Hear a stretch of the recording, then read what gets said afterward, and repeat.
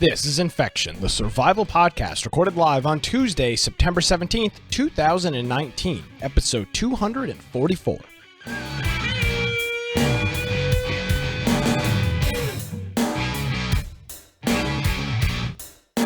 Hello, ladies and gentlemen, and welcome to another episode of Infection, the survival podcast. Infection is your source for the latest information on survival video games. We bring you the latest news, reviews, updates, and more each and every week. My name is Nick Craig. You can follow me on Twitter at Nicholas M. Craig. Of course, our website is infectionpodcast.com. Like 9 different pieces of audio playing. Nevertheless, he's here joining me from the great state, if I unmute him, from the great state of Boise, Idaho. Brian with an I, Aldridge. Hello, Mr. Aldridge. How are you doing?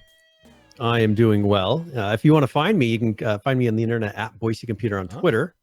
Of course, my blog, biteoftech.com. And then most importantly, if you go to our website, infectionpodcast.com, on the right-hand side, we have our Discord server. And if you click to join our server on Discord, there is a channel there where you can submit news throughout the week.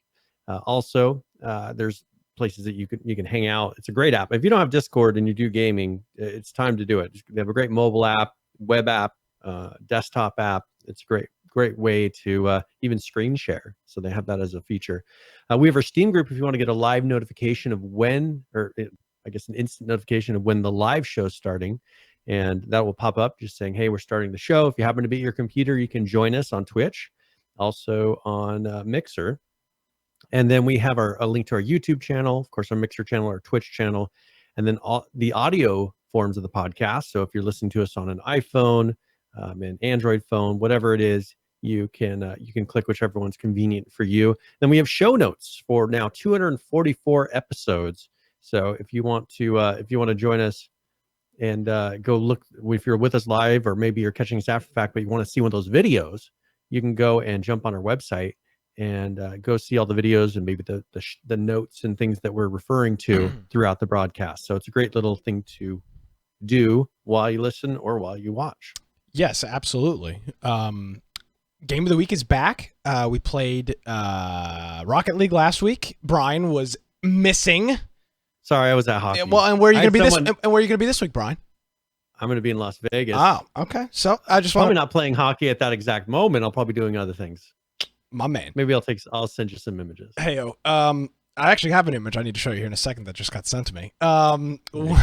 So we played Rocket League, and we had a pretty good turnout. It was Green Man, Matt, not Green Man, and our buddy, I can't pronounce his name. It's Maltaurus, Maltros, Malt. I don't know. And then Moby also joined us as well. So we had a real good turnout for that. We played for a couple hours. Turns out the Batmobile car sucks. The Knight Rider car sucks. With new Rocket League DLC, Green Man bought it and was very disappointed with it. So we learned a lot with that. But we'll talk about this here in a minute. We've got some new DLC out for Dead by Daylight. So with that being the case, Dead by Daylight is going to be our Infection game of the week, which goes on Friday nights at 8 p.m. we start, somewhere around 8 p.m. So 8 p.m. Eastern. Yeah. With that being said, Brian, is this what you're going to look like on Friday? You're going to be hanging out at a party like that? Somehow I doubt it, but well, I don't know. Somebody just sent me that Photoshop, and they said this needs to make it on the show. So, with that being the case, which is now also an emote. I guess we can promote our new emote. One perk of subscribing. Yeah, but hold on, the emote doesn't have the rave going on in the background. This is courtesy of our friend Lane. Okay. Thanks for taking the time. Add. I mean, it wasn't bad enough to begin with. Yep. Stone cold sober Brian, just highs cut. That's the funny thing, is we're looking at it, it's like, dude, I'm as sober as can be. Yeah. You have the most high. I look like I am blazed. Yeah. I mean, we literally just finished eating lunch, and I was like, Brian, we got to get a picture out in front of this place, and that was the end of it. So. Party Brian. That's what Brian. So just so everybody know, when we're all playing Dead by Daylight, that's what Brian's going to be looking like in Las Vegas. So yeah, that is possible. Stoned cold sober. That's good, Sean. Solid. Stoned cold. Thank you. So yeah, okay. Enough of the inside jokes with that. But So if we are calling for this email, do we say chillins in the chat? yes, chillins in the chat. That's what we need. Yeah, absolutely. Now we have got literally 1,000 people to thank for resubs this week. I do want to thank our friend Judd, who just gifted 2 subscriptions to Riv BTW and Tempo Crash. So thank you, Judd, and thank you, gentlemen, for subscribing with that. I also want to thank Chronix Head Neophyte, our friend Falcon, Zarayu, my buddy Dave, just graduated from school. Congratulations, my man. Brian also graduated from school, but not sub, so you don't count. I am sub. Our buddy Landgun 44, Green Man Cartoons, and I believe that is it. So we've got a full list there, and and Judd also resubscribed as well. So thank you, Joe. We appreciate that. Big list this week. So we thank everybody for that. And as we mentioned last week, we are actively investigating a a trip out to Gamescom, which is in Germany for this year. So we are in 2020, but it's we're actively investigating that and hoping that we can work something out with that. If not, it'll be another PAX. So that's what we're looking at, and hopefully your continuing subscriptions and things like that, buying games through Humble Bundle and all that stuff is hopefully going to fund that trip, because that's going to be a pricey one. A little bit more, yeah. Yeah, no 2-hour flight for you, Brian. I know. Well, life sucks. All right. Yeah. So again, thanks to everybody, and we very much appreciate it. Before we get into survival news, I do want to talk about my experience real quick with the COD Beta. I had a chance to play that over the weekend, and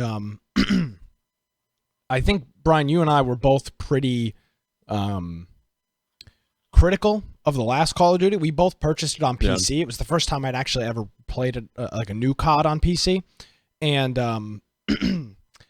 I don't think we had a good experience. I don't think we did not have a good experience. We had a really piss poor experience with COD on the PC. There were a whole bunch of issues graphically. The gameplay and the gunplay was not smooth. It was I just did not have a good time playing Call of Duty, and I am a Call of Duty fanboy, an unapologetic fanboy. It's no secret. And I just had a very, very poor experience with Call of Duty Black Ops on the PC. So they got the new Modern Warfare remaster coming out this year, and they had the first non-pre-order open beta on PS4 this weekend, and it was really interesting. I, for the first time ever, really felt like I have had an old school COD experience with that game. I played with my buddy Dave, who's in chat hanging out. We played for a couple hours on Sunday night, and I had a lot of fun. I'm very hopeful for the next Call of Duty, and the question's going to be, where is the platform and where is the place to buy COD? It now has cross-platform lobbies, and I played it on the PS4. I'm hoping to try it on the PC this weekend, because I think they're doing another open beta this weekend on PC, Xbox, and PlayStation. So I'll try it on there. But I'm on the train, Brian. All aboard for the COD hype train. I'm hoping not to be let down. I never really experienced the old style COD, right? I've only played World War II and then some of the one that we did on PC. So that's my only real experience with it. So I'm hoping that when I play this, it feels like what you have enjoyed in the past. Yeah, which was COD 4, Modern Warfare 2, World at War. That kind of. Yeah. They say every year they say boots on the ground, and it's this big stupid ass buzzword that Call of Duty uses. Boots on the ground, boots on the ground, boots on the ground, and I get it, because they did a flying thing and all this other garbage. But this one felt. You look at a Call of Duty game, and I don't want to spend too much time, but I think a lot of people are interested in COD. So, the maps, the layout, the gunplay, the engagements, the kind of engagements, the weapons, the attachments, that whole thing, it just felt refreshing. I don't know. So I would highly recommend you try it this weekend. I will be playing both on the PS4. I'm going to play on the PS4 this weekend. I will try a couple of games on the PC. It's not likely I'll buy it on the PC, but I'm looking for the PS4 version of the next Call of Duty. So if you've got a PS4 and you're kind of a COD fan, hit us up on Discord, because I know Brian will probably get it. I'll be playing it, and we'll get a group going. We actually have a community, I think, on PlayStation. I don't know how you find it. Yeah, we do. Join the community if nothing People else. join a Discord, and then we can get an invite to the community on PS4. So we can do party invites and things like that. So that's the COD Beta. It's free this weekend across all platforms. So give it a try. But I'm pretty sold on the PS4 version. I had a really, really good time. So with that being said, that is the COD Beta, and I'll get off my my Call of Duty horse now, so we can get back. We can get back to the show. All right. So okay, let's actually talk. I want to circle back to something that we've been actually discussing for weeks now. I mean, like, hello, like, I feel like somebody's listened to this program. I'm a shareholder. That's why that's what's going on. That's what it is. So IGN had posted an article regarding GameStop and a possible store redesign. Now, this is something that we talked about actually last week. Yeah. In the pre-show. Article came out yesterday. Yeah, we talked about it in the pre-show. So I don't know how much it's hard sometimes. We had a long pre-show. It's hard sometimes to differentiate what we talked about in either. But IGN, they talked about how this one store opened up and they were showing a video with just a different look and feel than the standard GameStop. Yeah. The interesting thing to know, I'll scroll through here. I don't know if you watched this video, but towards the end here, they've got a whole bunch of CRTs and a whole bunch of old retro game systems, as well as like a board game table. So they've got I see GameCube, N64, an original Xbox. Do you think that's going to be like a rental, like as far as you rent time? No, I don't think so. I mean, what we discussed on the pre-show last week, and I guess we can have a small conversation about it on the show, was if you have ever been to a board game store anywhere across, at least in America, I don't know what they're like across the world, but in America, if you've ever been to a board game store, what is very common is them to have an area of the store, the front half, the back half, or a side half of the store, to just be loaded up with tables and chairs, and people just show up. They can either play board games that are available at the store that they've got available. People bring their own board games and they show up. Predominantly, this stuff happens on weekends, and people just show up and say, "Oh, this game looks interesting. Do you mind if I jump in on your game?" And of course, the people there don't care. That's the whole point. Yeah. And they just show up. People hang out for a while. They do whatever. They may buy a game. They may buy an accessory. They may buy some D20s. I mean, who knows? And they've, in my experience, and I've gone to a whole bunch of these. I really enjoy going to the one down here in Wilmington. Is you go into this store and you just hang out. I actually did a Red Dragon Inn tournament a couple months ago. And that was a really good time. And they've turned these local board game shops into hangout spots, not just places you go to buy video games. And our conversation last week was very heavy on the point that GameStop is nothing but a retailer, when a local board game shop is a hangout place that also sells games. And this new design shows that there's a big couch in the front with a big flat screen TV and a bunch of CRTs for playing old standard definition games with no latency. So no, I would hope I would hope that they wouldn't have you renting them. That would defeat the entire purpose. Well, and that's okay. So you just mentioned something. Someone in chat had said, why CRTs? And if you get into any kind of competitive speed runs, things like that, they only do them on CRTs pixel response.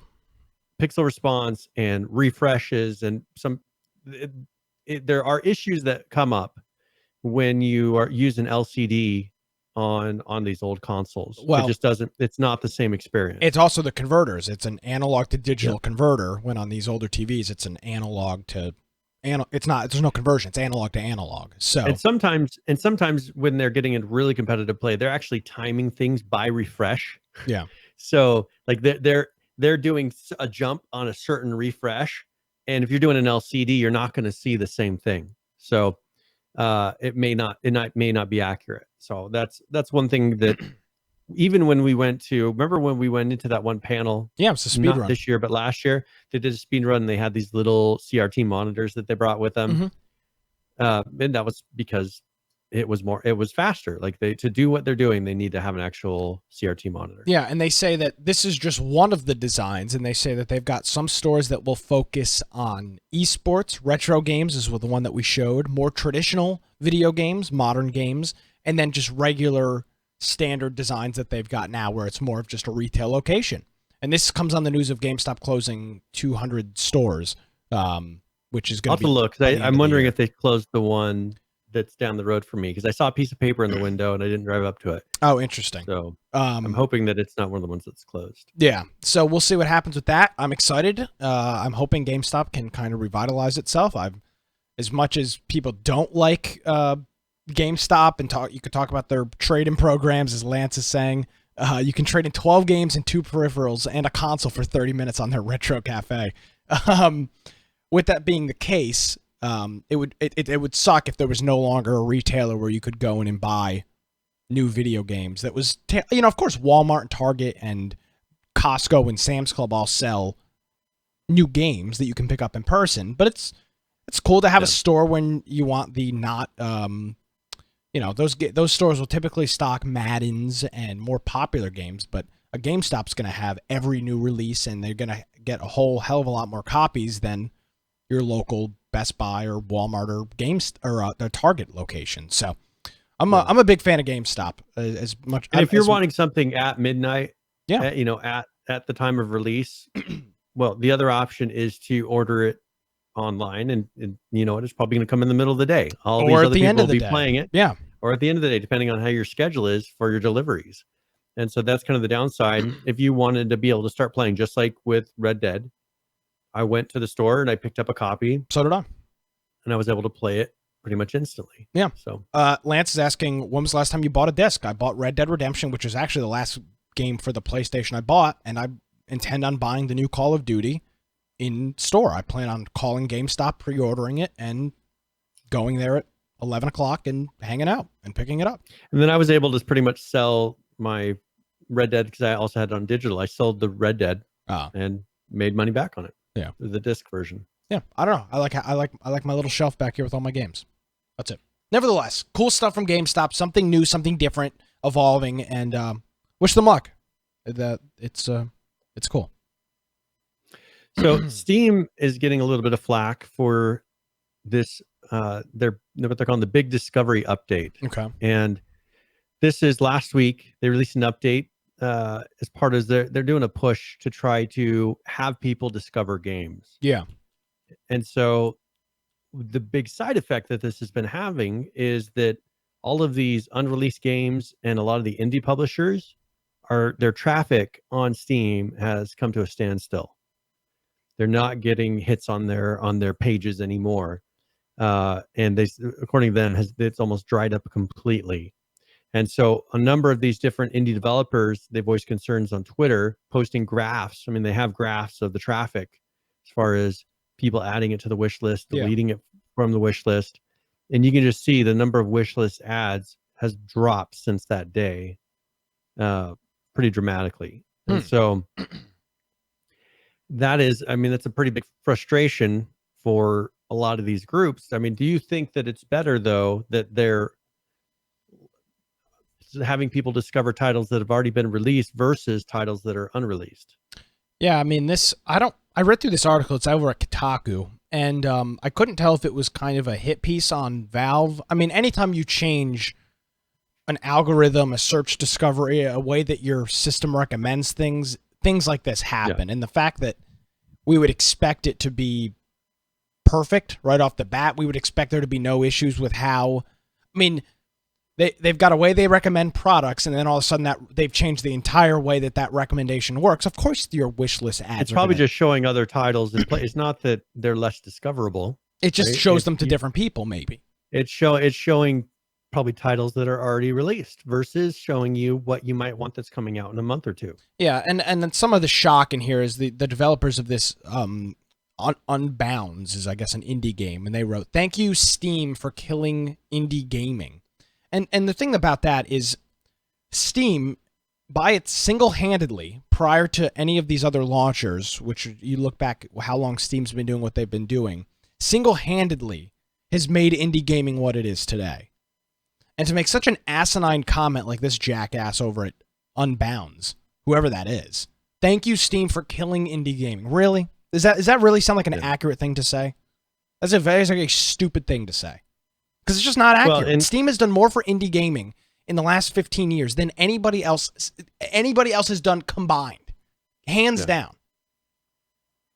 And this is only affecting titles that aren't even released yet. I mean, there's probably tons of indie titles that it's recommending that people are purchasing that are already released. I mean, maybe they're finding, I mean, this could be Steam looking at it as, why are we getting people hyped about games that most of the time suck in the end, right? Yeah. Many times don't ever get released. And, we're having them put on the wish list and nothing comes of it. When we have all of these titles that we could be recommending to them that are available for purchase right now. Well, and that's the criticism, and that's kind of the back and forth argument, is that Steam wants you to buy a game. I mean, where does Steam make their money? Transactions. Transactions. Yeah, I mean, they make their money both on credit card processing and charging developers whatever the percentage is, 20% of whatever they sell. So if they can recommend you a wish list item game or a game that you can actually buy, put in your piece of plastic on, and get a sale. Steam gets a sale. The developer gets a sale. Steam makes money. Yeah, I mean, it's a change in their system. Yeah, it's just a change in the system, and like everything else, and the algorithm will need to be tweaked. I'm sure they've worked on it since, but it's just a lot of outrage in here. This one developer said this update is catastrophic. Months of effort ruined in an instant. How their game isn't released yet? How is it catastrophic? How is it all ruined? Yeah, but then the game. But that's the thing, is that's this as Lance is calling it, this outrage culture crap. It's just this. It ruined Steam ruined it in an instant. You're not even selling a product. I get wish lists are cool and getting people to add things to your wish list is great. If you make a halfway decent game and it comes out, people will buy it. Yeah. Brian, you and I have been doing this show for 244 freaking weeks. We've been doing this show for 5 years. We've bought hundreds of games. We've convinced people to buy hundreds of games collectively throughout the years. If you are making a good, decent product at a fair price and it's fun, people enjoy it, and they will recommend it to their friends, what are you having to worry about? Yeah. If you make a shit product, you don't live up to your expectations, and you're charging way too much for an unfinished product, then maybe you'd be saying things like it's catastrophic. I don't know anything about these games, but when I read through this article earlier this week, I couldn't tell what this was. It appeared to me to be kind of just a Steam hit piece by Kotaku, and I don't know. I'm not sure why. I don't know what the deal is, but indie developers bitching and complaining how Steam is killing indie gaming when they have single-handedly made indie gaming what it is the stupidest thing I've ever heard. Even stupider than the ADL saying that every 90% of conversations on Discord are about white supremacy. So it's even stupider than that. So that's the story over at Kotaku. There'll be a link in the show notes. And every time they change things, your stats are going to change. Your discovery is going to change. But as I'm sure it will balance out. And once your game comes out, maybe people will buy it. Yeah. Novel concept. Yeah. And that's the thing. There's so many games right now. Like, I don't know why they would bother really hyping games to come. Like, there's games every week coming out. Yeah.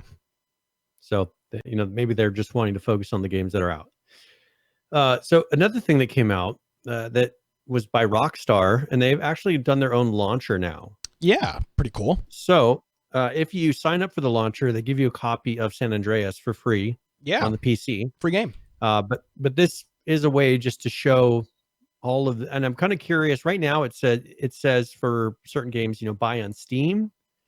Do you think they're kind of unlocking themselves from a particular marketplace? I mean, it would be Steam. You look at the fees that Steam's charging. You look at what Blizzard has done with Call of Duty. They moved that over there. They moved Destiny over there to their Battle.net Activision One launcher thing. Yeah, because it's absolutely fees. On here, one thing that this gives them that Steam was providing is, for instance, cloud saves. Yeah. This handles the cloud saves in the launcher so that you don't have to be on Steam in particular. Well, this is clearly a move in the direction of releasing Red Dead Redemption on PC. Clearly. I mean, I don't see any other reason why they would just launch this today. Which it is. This is new as of today. This came out. So yeah, they decided that they're going to make their own launcher. So, and here's the great thing.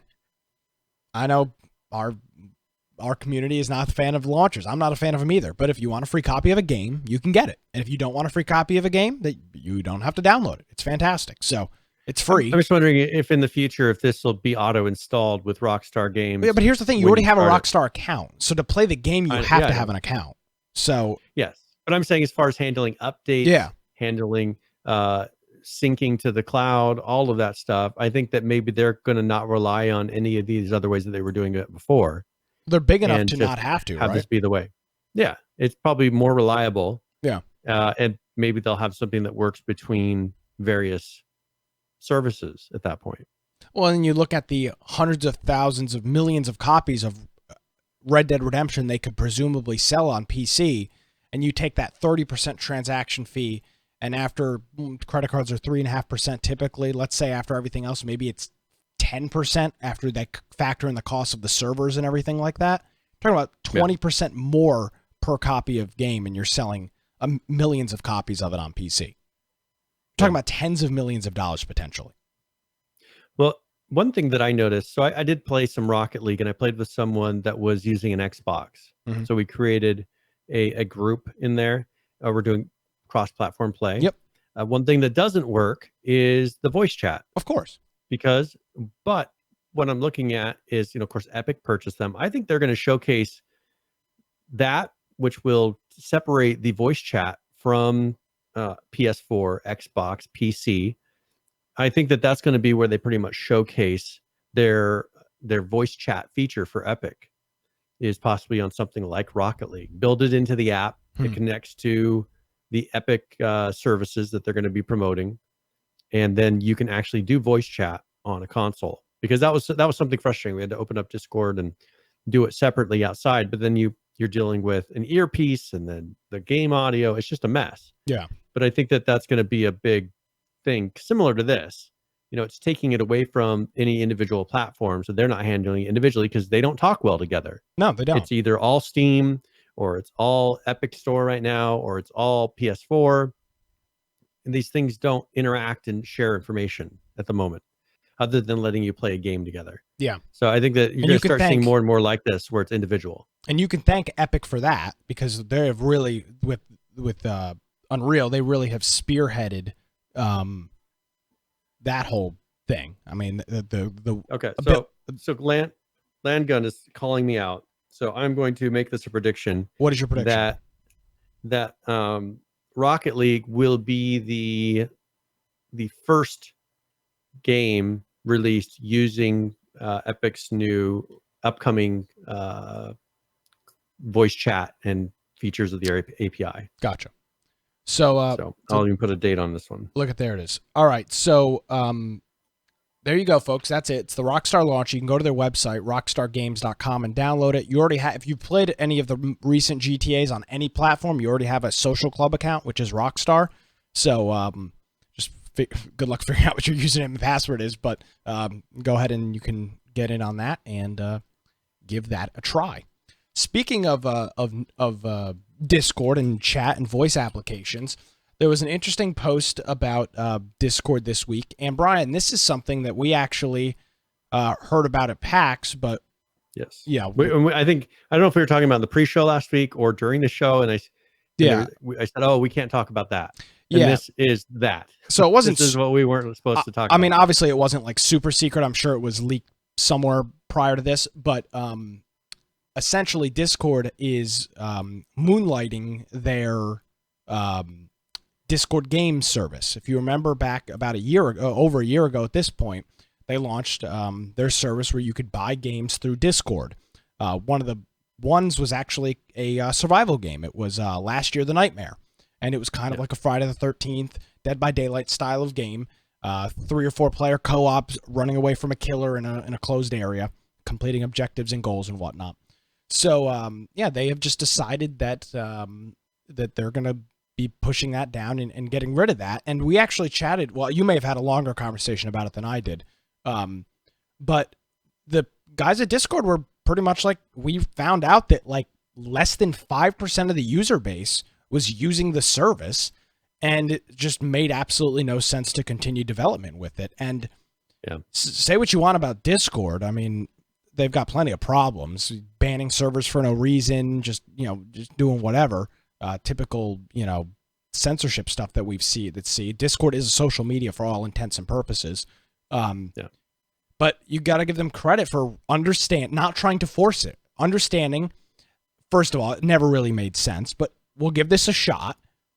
And then we realize, hey, it doesn't work. It's not realistic, and it's not going to scale. So why waste the time, the effort, and hold on to this pipe dream? Just close it down, and that's what they're doing. Yeah. So the Nitro games will be removed on October 15th, and there you go.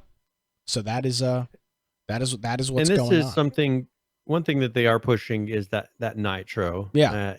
Now, the issue that I have with it is $10 a month seems kind of high for something like this, where there's a limited amount of benefit that you're receiving. Well, I mean, it would be nice to have 1080p, 60 frames a second screen sharing. That would be nice, but for me, it's not worth $10 a month to get that. Well, agreed. That's the key, though. For you, it's not, and for what you do, I would say it doesn't make sense. But for a whole bunch of other people with the animated server GIFs and things like that, that's And I think a lot of that, you'll get some people that are willing to do it. It's just I wish they had a little bit more reasonable of a plan to where it was in that range of, okay, well, I'll just do it because it's. Some of those little things are kind of nice, but being over, $100 a year, it then gets to where it's like, I don't think so.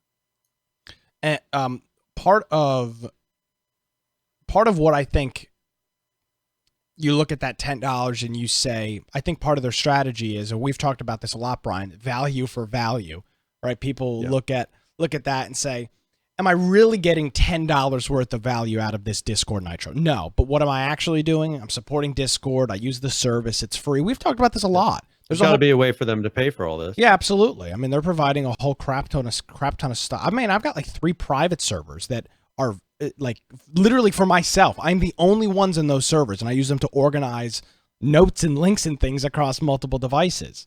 I mean, that's sitting on a server somewhere. They're not highly active servers, but it's still taking up resources. It's still sitting on an active database, and it's still being queried and loading, and it's got an image. Actually, it doesn't. It's got text. But I mean, they're hosting all that, and there's no cost. And I don't think there ever will be a cost, because the second they start charging to use Discord, for the consumer, that's going to be a big problem. Now, if they start charging for servers, I actually don't think that'd be the worst thing in the world. It'd clean out a lot of junk. It would, and it would allow the server operators to probably have a whole lot more control over what they're doing. I don't hope necessarily that they do that, but Brian, you had to pay to run our TeamSpeak server. There was a license fee associated with TeamSpeak, and a lot of other services did that as well. There were obviously open source ones like Ventrilo and Mumble that you could host your own, but TeamSpeak, you had a license fee. You could not host a TeamSpeak server for free. They had a special licensing tier for nonprofits, which I think I put us under. Gotcha. Because we didn't make any profits. Yeah. So there is, but there were, if you were using it for anything more or somewhere, it's a limited number of users. So Judd uses it quite a bit. So it's 512 users for free, and then it's a special license you can get. But if you're using it for anything that's making money on a business, let's say some of these streamers who have Discord servers where they're actually making money and giving away tiers based on whether or not you give them money, that leaves that limitations of the license. And so they should be, if they were on TeamSpeak, paying. So that's something to keep in mind. Yeah, there you go. So Discord making some changes to Nitro, and they are actually moonlighting their game service. So good on Discord, giving it a try. And by the way, that interview and all of the other interviews from PAX are all up on our YouTube channel now. There's a playlist for it too. Good. So if you missed, maybe you listened to the audio of the podcast. I know we've got a whole bunch of audio listeners and didn't catch it, or you want to rewatch an interview, you could do so.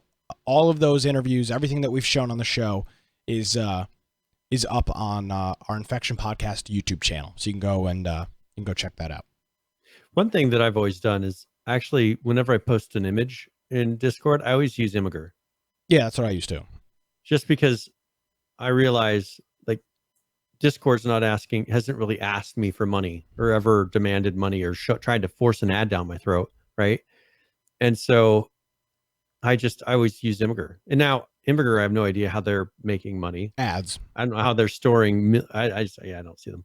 I don't see how they're letting people store the most random things, because I put tons of random images that have nothing to do with anything in there. Like, at what point are they making enough to store that much data? And what I've always wondered is, like, how are they storing it forever? There's got to be a point where they clear some of that out. It's a big government. China is running Imgur. I don't know. Isn't that the crazy thing, though? Like, you can go to an Imgur link from 5 years ago, 2012, and it's still there. Yeah. Like, why? Like, there's got to be something they've got to do. I mean, there's going to be a point where there's so much data. It's like, why? Lots of memes, Brian, keeping it alive. Yeah, that's mostly what I post on there. Yeah, me too. So there you go. Some news from Discord. We talked about it, and I'd like to. Let's talk about Dead by Daylight. They have got their new DLC out. We showed the video. I think when they announced it. This is a new. Yeah. I think this is a new one that they just came out with. Okay. The one that's linked here. So this is their spotlight. So it actually goes in a little more detail. Okay. I actually didn't see that in there. Let me pull that up. Because there was the original one we saw that was kind of like the teaser, but this one I think goes through the killer and like actually talks about. Is there audio? They talk about? Yeah, it's talking. Okay, perfect. Yep. So with that being the case, new killer is out in Dead by Daylight. Dead by Daylight is a survival co-op game. You're stuck on a map. There's 4 survivors, a killer, and you as the survivors have to complete a set number of generators. And while doing that, you have to evade the killer, and that's kind of how the whole process goes down. For some reason, I'm having a problem with YouTube here. There it is. So here it is. This is the Dead by Daylight Stranger Things Spotlight, their DLC in partnership with Netflix. Here is the next chapter for Dead by Daylight. Experience stranger things in the realm of the entity. In the small Midwestern town of Hawkins, Indiana, a classified government experiment goes awry, unleashing an otherworldly creature into the world that turns the lives of its residents upside down. Enter the underground complex, hidden deep beneath the Hawkins National Laboratory. A dark place that was once home to inhumane paranormal experiments. Now its walls speak to the chaos and suffering that took place when a rift to another world was accidentally opened, unleashing an army of interdimensional creatures. The new killer is the Demogorgon. A blooming mouth full of needle-like teeth, large razor-sharp claws, and powerful legs to pounce on victims make the Demogorgon a frightening monster to face in any dimension. A perfect hunter, the Demogorgon is a macabre testament to the horrors lurking in the Upside Down and in the realm of the entity. The Demogorgon's power is of the abyss. Catch survivors by surprise. The Demogorgon uses portals to traverse the map quickly. It begins each trial with a limited number of portals that can be spawned on any flat ground surface. These allow the Demogorgon to travel through the Upside Down from one portal to another. This power also allows the Demogorgon to charge up and pounce on its prey from a distance, unleashing a vicious slash. The Demogorgon comes with 3 new perks. Surge. Charge the air and weaken generators. Downing a survivor causes nearby generators to surge, placing a regression effect on any generators within range. Cruel limits. Reduce escape options and go in for the kill. Survivors who successfully fix a generator will find nearby windows blocked for a short while. Mindbreaker. Intimidate your prey. Fear, dread, and doubt fill the survivors, mentally and physically exhausting them as they repair generators. New survivor, Nancy Wheeler. Nancy Wheeler is a stubborn investigator with an instinct for a good story. Pursuing a lead one evening, she fearlessly approaches the Hawkins National Laboratory before suddenly losing consciousness. A moment later, she awakens in a strange, misty realm with the sound of a familiar roar echoing through the air. Nancy Wheeler comes with 3 new perks. Better together, help others, help yourself. Reveal the generator you are repairing to nearby survivors. If the killer downs a survivor while you're repairing a generator, all survivors are revealed to you for a moment. Fixated.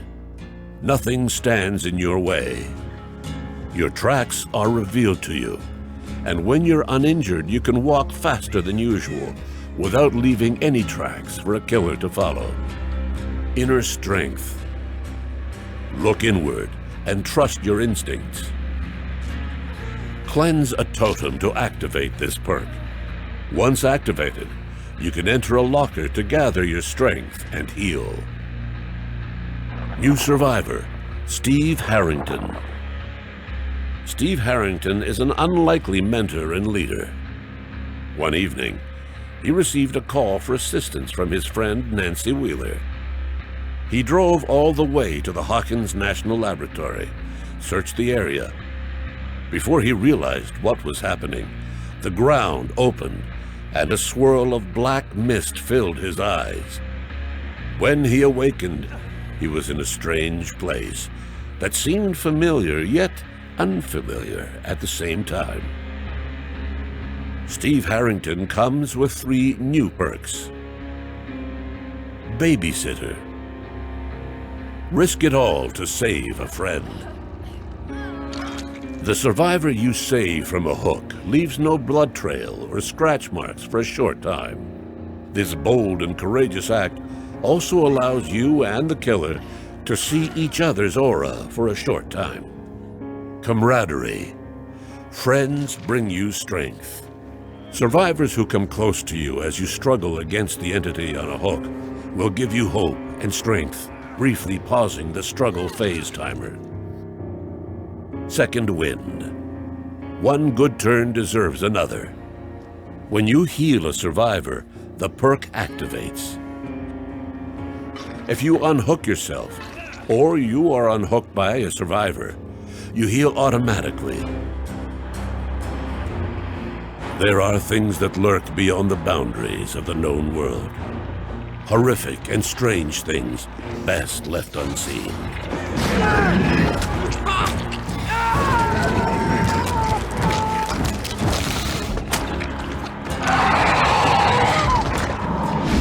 The Stranger Things chapter is available now, everywhere. All right, and I actually had the opportunity to play a little bit of that earlier today, and I had a really good time with it. The DLC is in there. It looks good. It plays pretty well. It seems pretty balanced. Obviously, everybody's still learning the new characters, the new perks, and the new killer. So maybe the verdict's not out yet, but it is out now. And because of that, Dead by Daylight is actually free this weekend. Obviously, that DLC is not free, but the game itself is free. And if you'd never played Dead by Daylight before, I'd highly recommend you come join us Friday night for our Infection Game of the Week. And if you turns out you like the game, it is 50% off until the 23rd, I think.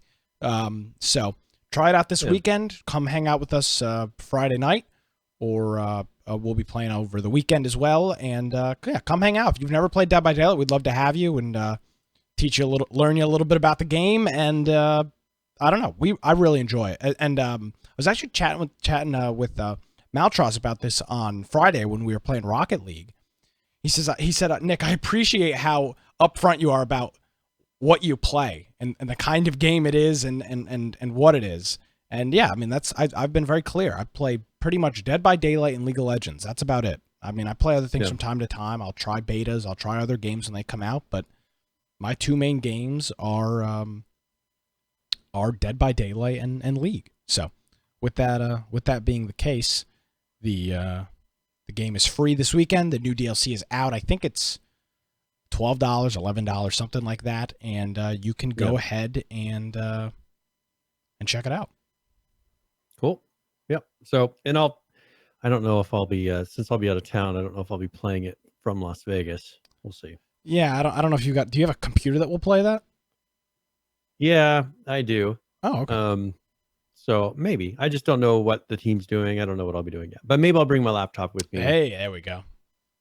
And then if it's lame in Vegas, I will. You could go play at they have a whole bunch of esports lounges in Vegas.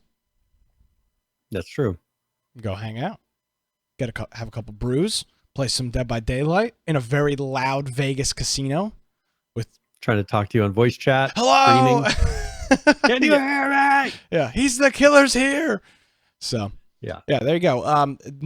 So with that being said, though, there's a little bit of bad news. This big patch, Chapter 13, was supposed to include a whole bunch of things, a big push and a big update from Dead by Daylight. This was going to include dedicated servers, staying with your group party system, in-game invites, and things like that. Like a big QOL update, as well as the Chapter 13 stuff, which is the Stranger Things DLC. But unfortunately, Brian, as I think I may have mentioned on the program, I know I didn't predict it, but I think I mentioned that I thought that they announced this last year, literally a year ago. They said summer of next year, we are going to have dedicated servers. Right now, the game is peer-to-peer with the host being the killer. So with that being the case, if you know anything about networking, the killer has got a very significant advantage when you're jumping through windows or running through a door or turning around a wall. The killer, being the host, typically has got the best connection, as they are the server, literally. It's not always the case. Sometimes it doesn't work in their advantage, but nevertheless, dedicated servers are a must for this game. And Brian, the unfortunate part about this, and I don't really have a whole lot of negatives to say about the Dead by Daylight team. I think since their game launched in 2017, and it was kind of a dumpster fire when it first launched. It was very broken, very unbalanced, almost unplayable. They've done a hell of a job securing licensing deals with all of these different horror franchises, with Netflix now for Stranger Things. But they have made the cardinal sin in my book, Brian, and it's not that they are delaying dedicated servers. Yeah. It's not that they're delaying dedicated servers. It's that they waited until Thursday of last week to announce. Say anything about it? Thursday of last week, they announced that they are going to be delaying dedicated servers until the fall of 2019. Yeah. And that, for me, it's the worst thing you could do. Waiting until the last second to decide to delay an update. And they said they're pushing it to the fall? Yeah, they said our new goal. Aren't we already in fall? Like, isn't fall now? No, fall would be the end of. I think fall would be the beginning of. Well, I don't know when the summer solstice ends beginning of October. September 23rd. So I mean, okay, we're within a week of fall starting. And so I mean, well, yeah, that's why I'm curious. Like, are they saying it's going to be next week, or is it going to be December 21st? Well, no, that's not fall. That's winter. So fall is pretty much probably all of October. Fall ends December 21st. Yeah, that's what I'm saying. So it could be any. They've got months of possible time. Well, and that's what's frustrating about this is they've waited until, as you said, a couple weeks before practically Halloween, for all intents and purposes, to say that it's not coming out in the summer. And here's the thing: they say that it's not ready, and they say that it's broken. I wouldn't have rather had them release an unfinished thing. They say that, and I don't doubt that they have been. They said that they've been working on it. They're dealing still with some delay issues and some latency issues, so they're wanting to work on those. Don't take this as me wanting them to put in broken mechanics. But as Nisco says, devs waiting to the last hours to delay are really nice to punch in the face. And that this DLC was slated for today. Yeah. So on Thursday of last week, when this was supposed to come out to all platforms, they delayed it. That's that's unacceptable to me.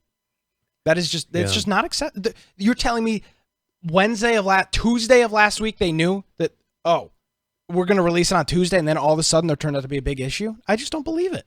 They've known for weeks that this wasn't going to be ready. I mean, they had to have known it wasn't ready, but I'm sure they're hopeful. Oh, we'll have it. Well, no, they didn't. They did. Now it's too late. And then now you have to fall back. And then this has been a year in the making. And I don't know. Can it be that much worse though? Whatever it is, can it be that much worse than this? Oh, apparently. Point-to-point games? Apparently it is. And the point-to-point games aren't terrible, but you do notice it specifically when you're jumping through windows. It really depends on an individual's connection. So they're dealing with some projectile issues and issues like that as well, dealing with the dedicated service interaction issues and things like that. So that's what they're trying to deal with. Again, so it's not like when they throw axes. Issues like that, delays on throws, hit registration. So again, I don't want them to release something that's unfinished, but I do not want them to 5 days before something is supposed to come out say, "Oh, whoops, we're delaying it by," what you said, Brian, could be 2 or 3 months. Yeah. And that's the thing is when they give they obviously don't know exactly when it's going to be ready. Clearly. But when they give really generic days like that, not, hey, it's going to be 2 months, not it's going to be a month. They're saying it's going to be in a date that's within the next week that goes all the way to the end of the year. Yeah.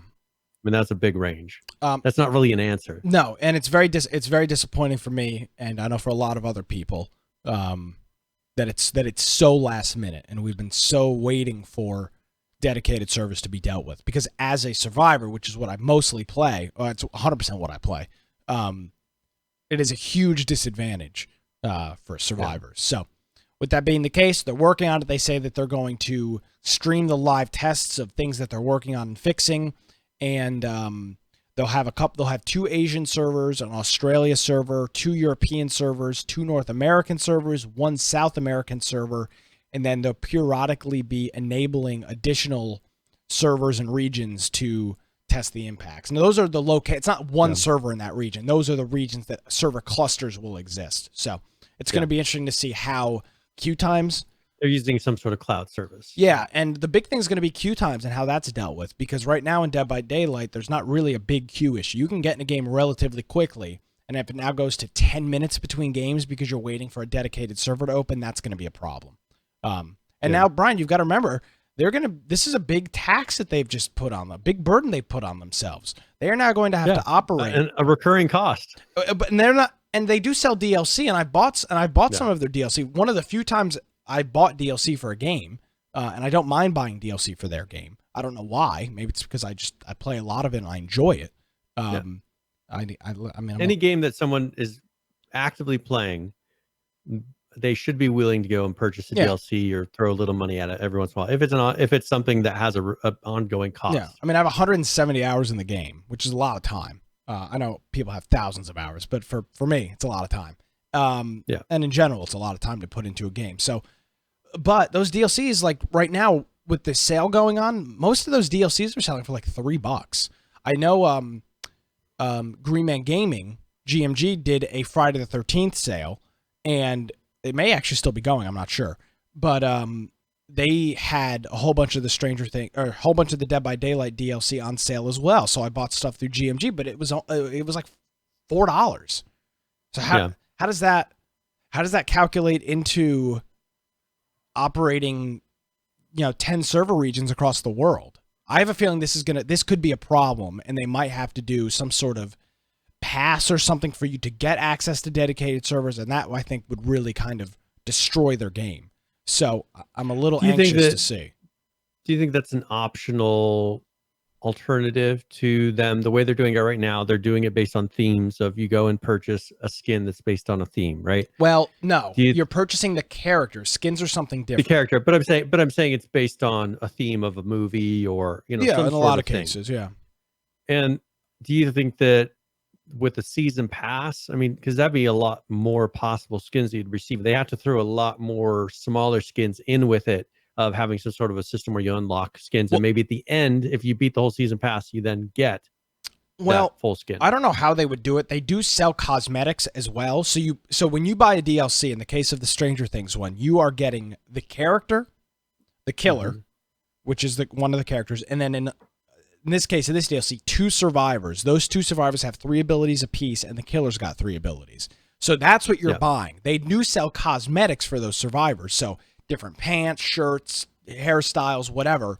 You buy those separately in the store. I've never purchased anything in there, so I don't know how that works. But I could see a season pass or some sort of pass system where you're getting the cosmetics for the characters for the DLC that you buy. Does that make sense? So you buy the DLC, then you have this pass system thing where you get the cosmetics for those maybe players. where you level up, maybe where you level up that pack, right? And then start unlocking based on gameplay. I think that's the way they can kind of milk. But I'm just concerned, Brian. I'm really concerned. I don't know how you be careful on how they move forward with it, though. Oh, very much so, because they've got a very fragile balance to hold right now, and I just don't know how you can bring dedicated servers online on a game that a lot of people bought in 2017 for $30. I mean, how that money's been gone for years, literally years. That money has been gone and spent. Yeah, and it's not like there's 400 people playing the game. I mean, I'm sure right now because of the new DLC, it's probably there's 24,000 people playing right now. Yeah, that's not a small. That's not CS:GO or Dota, but you're talking about a large number of people playing that game right now. You're talking about a lot of servers. They're going to be required to do it. Bingo. They had 40,000 people was their max peak today. So for at one point, if 5,000 people were sitting idle, you had 35,000 people in games. Well, it's going to do one of 2 things. Either it's going to put a strain on them, or it's going to push them to continue putting out really high quality content that people purchase. And right now, it seems like people are enjoying some of these DLCs. People seem to purchase them. Yeah, they do. Absolutely. As long as they maintain those numbers and keep people interested in these. I mean, for instance, this is a pretty big licensing deal for them to get Stranger Things like this. If they can keep locking these down and have it not turn into a Telltale issue. I mean, we saw another one where they locked in very big titles, and it ended up biting them in the end. So I think they need to be careful that it doesn't turn into that. No, and they've done a really bang-up job with securing these IPs for Michael Myers, Leatherface. And it doesn't seem to be breaking the bank either. I mean, no, because they're making. I mean, we talked to them, Brian, and this was in 2017 at PAX. You interviewed them, but we talked to them as a group. They seem to know what they were doing and be making smart decisions. And they've been around here. This game is not new. This game has been out since when is it? June. Excuse me. It's been out since June of 2016. This game's going on its 4th year of being out. Or excuse me, its 3rd year of being out. Or it is out 3 years. It's going on its 4th year. No, I was right.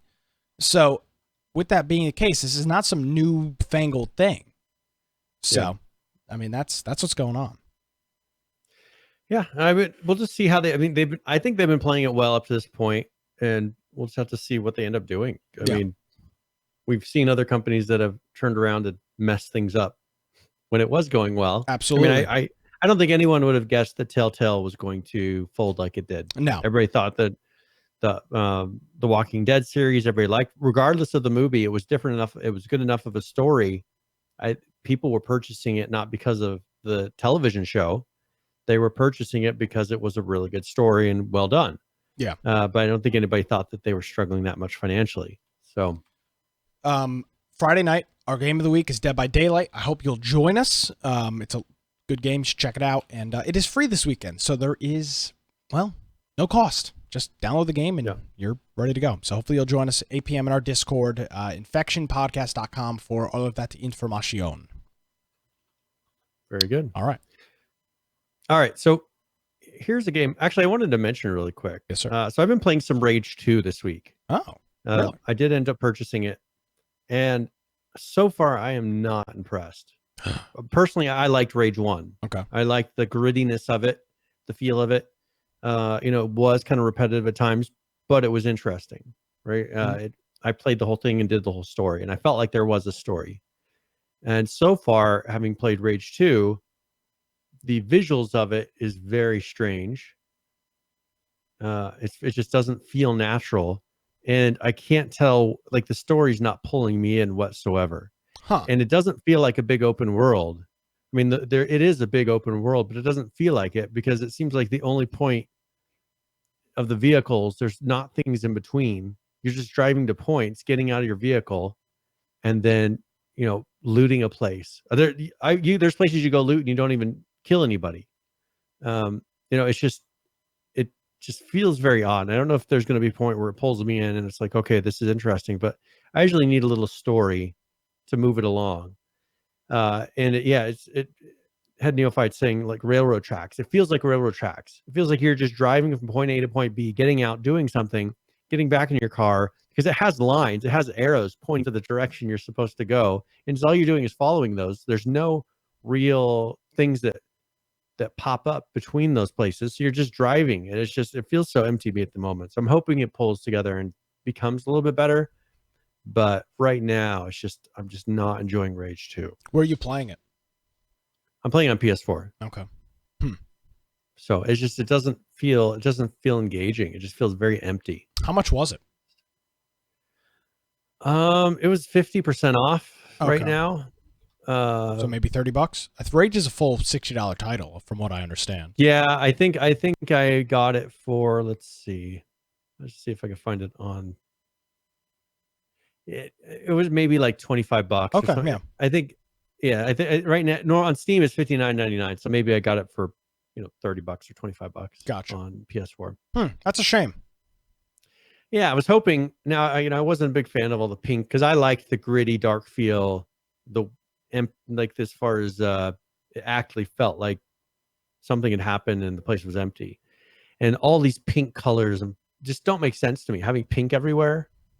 I mean, in a post-apocalyptic situation, why is there pink everywhere? It doesn't. They're going for this kind of weird look. They wanted something visually different, but it just makes no sense. I don't know why everything is pink. Well, so would you not you would not recommend Rage 2 at this point? At this point, I wouldn't recommend it. I mean, I even pulled up reviews to see, Rage 1 versus Rage 2, and of course, you have all the normal people that get paid for their reviews saying, "Oh, this is the change that Rage needed," and da, da, da. It's just like, what are you talking about? Like, Rage 1 was good as far as for what it was. Like, you had these guys that you were fighting that were kind of crazy. They would do all these wild things to try to kill you. Rage 1's got now 81 on Metacritic. I mean, that's a very good game. Yeah, and you want to know what Rage 2 has? 6 out of 10 on Steam. What does IGN give it? I'm sure they gave a 10 out of 10. Well, they gave Rage 1 a 9.5. They only gave Rage 2 an 8. So it's down a point and a half from last year. And it's got a much lower Metacritic. It's at 70. Yeah. And the user scores are 5.4 on Metacritic. Interesting. It just doesn't feel right. Like I wanted to go see if other people were feeling the same way I was. And of course I had all these people saying, "Oh, it's they've improved it so much with the cars and the guns, and all you do is drive from point A to point B. Once in a while you shoot something with your car." It just doesn't feel right, and it frustrates me because I played Rage 1 all the way through the whole story to the end, and this one I'm just struggling to want to play it. Well, sounds like a pass. Yeah. Pass on Rage 2. So far, I mean, either they did a really weak start of the story. That's not normal. No. This is id Software. Yeah. Part of it. I mean, they've been struggling a little bit lately, but I mean, you figure that they would do better. I would assume, and I don't know if you're the same, but if a game doesn't hook you pretty much right away, same thing with a TV show or a movie. Now, there's exceptions to every rule, but if it doesn't hook you, how long have you played? A couple hours? I probably played like 45 minutes to an hour so far. Oh, okay. Well, I don't maybe an hour. Okay, but I don't know. But, I don't know how much time you've put in, but I don't know how long the story is, rather, to make a comparison with that. But if you're not typically hooked, I just felt like skipping all the story sequences because they were so stupid. And there's a lot of big fight scenes that happen purely in cutscenes. Yeah, it's like lame. You're coming up to this big monster, and I was like, "Oh, I want to skip the dialogue and fight this monster." The monster was dead at the end of the dialogue. I was like, "What are you talking about? I didn't even get to shoot a bullet." It's just like, why would you do that? Why would you put this big monster in there? It's like, oh, this is going to be a big fight, and then it's all purely in the cutscene. It shows you killing him in the cutscene. You don't even fire a bullet. no more video game violence, Brian, if you're not killing the monster. It was just kind of weird to me. I'd never really seen that happen before, to where a lot of the big fights that look like they're going to be epic, you're like, oh yeah, and then they're all cutscenes. Most of it's cutscenes. Yeah, Falcon says they didn't want to Falcons program watching it. They didn't want to program it. That's what it feels like. It feels like, oh, this is going to be an epic fight, but we just ran out of time, or we don't want to have to do all the mechanics for it. Let's just animate it and let's throw it in there. They did it. Well, I hope you play a couple more hours and let us know if something changes. Yeah, I'll make myself play some more, but it's just usually I don't feel like that with a game. Usually I feel like, at least for the first couple hours, hey, this feels good. Maybe I'll find some things down the road that aren't so good that can drive me away. But this from the beginning just did not feel right. We need like a Brian Aldridge stamp of approval and disapproval, like a overlay that will stamp on the screen that we could just put on, be like, this is not, you know what I'm saying? We need somebody to make that happen. That'd be great. All right. Well, that's Rage 2. One other game that we've been, my nephew and I've been playing. It's Wreckfest. I never heard of that. So we've been playing on PS4, but they have it on Steam. It's like a very realistic car racing game. Oh, I have seen this. Okay, yeah, I know. Yeah, I'm fine. Yeah, like where the cars, like parts of it are falling off. It's got a nice difficulty level, leveling system, very good tracks. We saw this at PAX last year. This is THQ Nordic. Yeah. Yeah, so been playing that. That's been very good. The way that the damage works on the car, it's just very gratifying, because you'll get in a car in a race where it's like a figure 8, and so the two sides start crossing and you just see parts flying everywhere, and the damage of it is very realistic. Like you'll have it to where it knocks the front tire off, and like it impacts perfectly. It's a lot of work probably to do that. So interesting, but Wreckfest much better than Rage 2. You heard it here first, and half the price. There it is. Stamp of approval, Brian Aldridge. Yep. All right. So, anyways, just a little something. All right.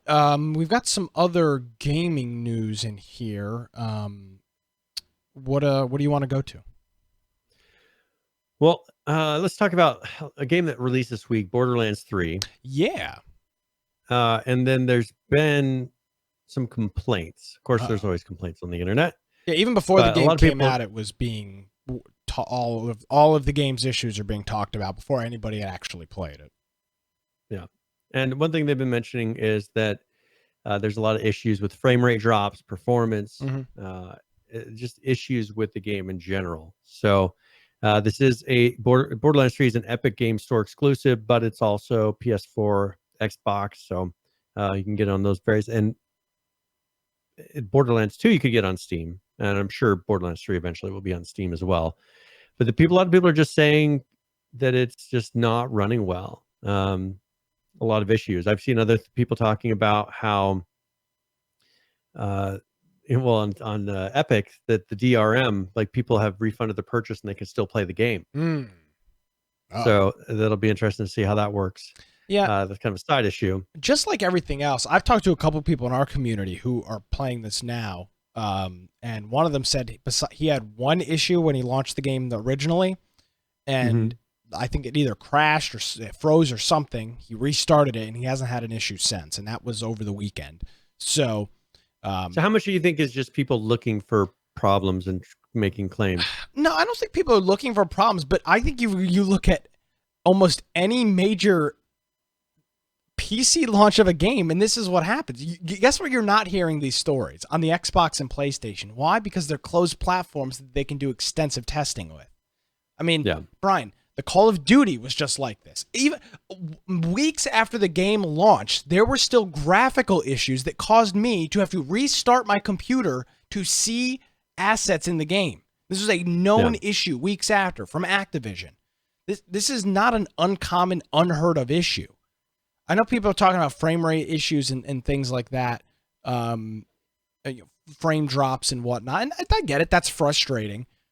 But like everything else, NVIDIA will update their drivers and things will probably level out. And then Borderlands and will continue. Gearbox will continue to update their software and it'll clear out. It'll level out. Yeah.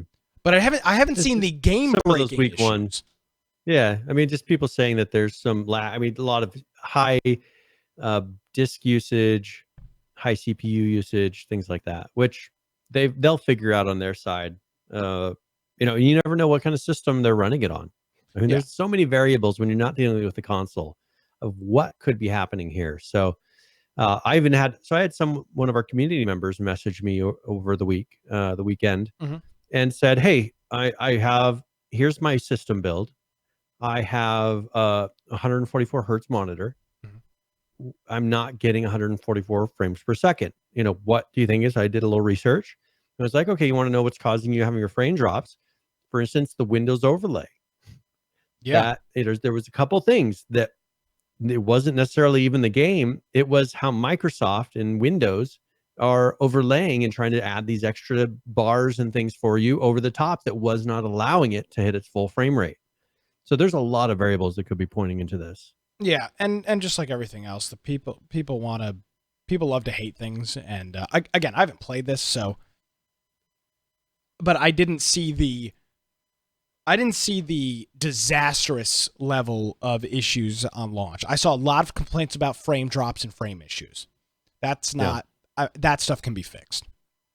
Well, now one thing, speaking about Epic, is that they're saying that this launch was much bigger than Borderlands 2, that they're seeing double the concurrent players on Borderlands 3 than they were on Borderlands 2.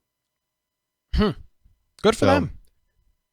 So that's one thing that they are saying is they say that on Epic it's been massively successful as far as their sales. So they're very happy with it. That Borderlands 3 is twice as high, for the concurrent players. That they're much higher than they expected, and they're doing very well. So obviously, not everybody hates.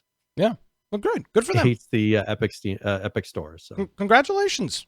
That's great news from Borderlands. I mean, I like to hear that. Nothing's great. Nothing's better than a successful game coming out, because the company wins, they make a lot of money. The consumer wins, they get to play a good game. It's kind of a win-win. There's not really a loss. Yep. So if it's, and I'll be interested to play this at some point. Yeah, not my kind of game. I didn't really like playing it on the console. I have Borderlands on the console. For me, it's much more of a PC game, especially when they force you into first person. I struggle with console because I feel much more free on a mouse. Speaking of being free, Brian, we've got a free game that we're giving away. So if you would like to, if you're not here live, well, I mean, you're missing out on a whole bunch of stuff. You're missing out on Nisco getting timed out by the moderator for posting God knows what. You're missing our friend Judd giving out free subs on Twitch. You're missing out on a whole bunch of stuff. You can join us here live every Tuesday evening. We're here at 7 p.m. Eastern time.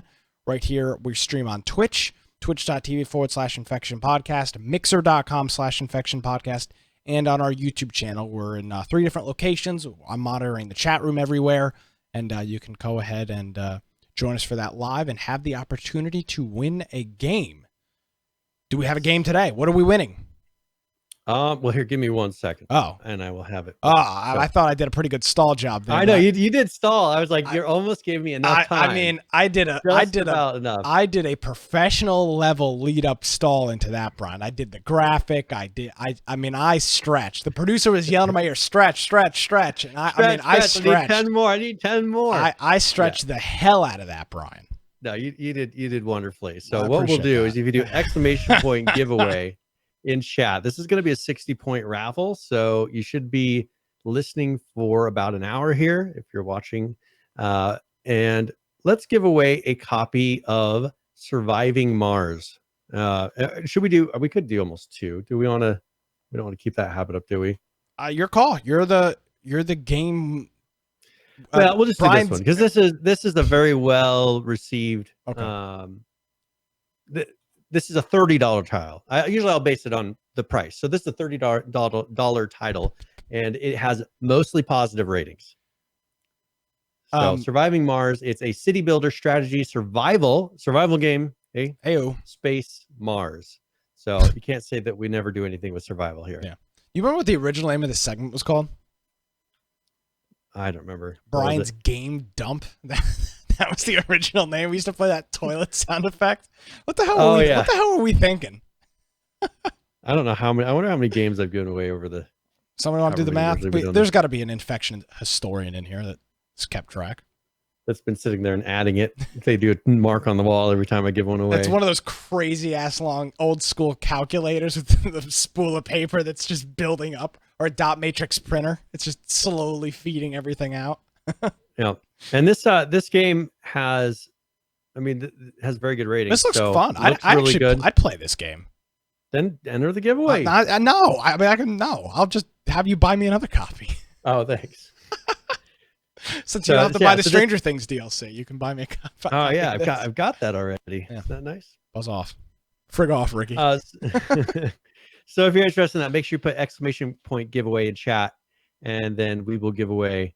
We'll give this away before the end of the show. Yeah, absolutely. Join us for that. If not, hang out here for a little while. We'll be here for at least another hour, and we'll give that away then. All right. I knew Saul would enter. Saul's the first one to enter. I knew he would. This is his kind of game. That's good. Congratulations, Saul. You've got a good chance of winning. Not rigged. EA announced something this week, Brian. Yes. And this is the trend as we are moving into more of a, I guess I'll call this SaaS, software as a service, kind of the cloud streaming space.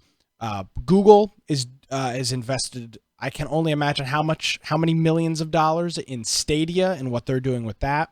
Microsoft is doing this in some way or another. Sony is doing this in some way or another. You've got various other services that are renting out Windows VMs that you can cloud stream games on, but another competitor is in the space. It's a big boy. It's EA. Interesting name for this service. Atlas is its cloud streaming service. I mean, this other company doesn't need Atlas anyways. That's going to be gone soon enough. So they figured it was open. Yeah, it was open. And they are doing a closed technical trial for their cloud streaming service. It's a public 2-week test, and it actually it began last week. And if you'd signed up for the test, you'll be able to play one of 4 games: FIFA, Titanfall 2, Need for Speed Rivals, and Unravel. I'm sorry. Need for Speed Rivals and Unravel. Should have been a comma there. There wasn't. The company's who's paying these guys nowadays? Yeah, I mean, who's right? This is not EA. This is somebody else. And the website here to go and sign up for is go.ea.com/CPT. There'll be a link in the show notes here. But they're jumping into this business. They're working with AWS to do the cloud streaming and to do the deployment. So we will have another service here shortly, from what I can presume. So if you want to test one of those 4 games, you can go ahead and be part of their beta test here. They're doing it for another full week. So go ahead and check that out. Just search for EA Atlas Cloud Gaming somewhere, and I'm sure you'll find all the pertinent how much of this do you think has to do with the fact that a lot of people just don't want to build gaming PCs anymore? I mean, what are you basing that on? I'm just saying it's expensive. Yeah. Is it though? I mean, it seems like with all these with consoles and with PCs, it seems like either companies are dumbing down their graphics to match to where they're all the same across the whole thing. It used to be you'd say I play it on PC because, but it seems like they're simplifying everything because of all the cross console play. They're making the gun mechanics and everything the same. Or they're trying to simplify them, which I understand why they're doing that. But do you think that there's really that much of a benefit of playing on PC anymore? Okay, I've got a hot take, and I think it might be what you're talking about. And I don't mean to go after people or how you live your life or what you do. This is my theory on it. This is how I live my life. I would much rather, I do this with with everything. Like the new iPhone's coming out. I'm not getting it, but if I were, I'd rather spend $1,099 up front, go into an Apple store, give them my debit card, and have them charge me $1,099 than pay $35 a month through AT&T for that phone. And I think a lot of people my age, younger people, I'm 22 years old, would rather pay $5.99 for 6 online gaming services than build a gaming PC that's $1,000. And I am on the complete opposite side of that spectrum. I despise things that I have to pay for monthly. I despise monthly subscriptions for services and things. There's certain services you just don't have a choice. Spotify, for example, I don't have a choice. The service is $8.99 a month. Netflix, the same thing. I don't have a choice. It's what it costs. So maybe I think that might be part of it, Brian, is because you can market to people. Oh God, I want to be careful with this. Kids my age, college kids, are broke, right? They don't have any money. They don't have money to go spend $1,100 on a gaming computer or $1,500 on a gaming computer, but they do have $4.99 or $5.99 a month. Yeah. So maybe they with no real ties to anything. I mean, they can cancel it if the budget gets tight. Yeah, and you get a goddess says get a job. I mean, but that's part of this is you can, Brian. You look at PC gaming. If you are a very low income person, you are probably not playing PC games because PCs are expensive.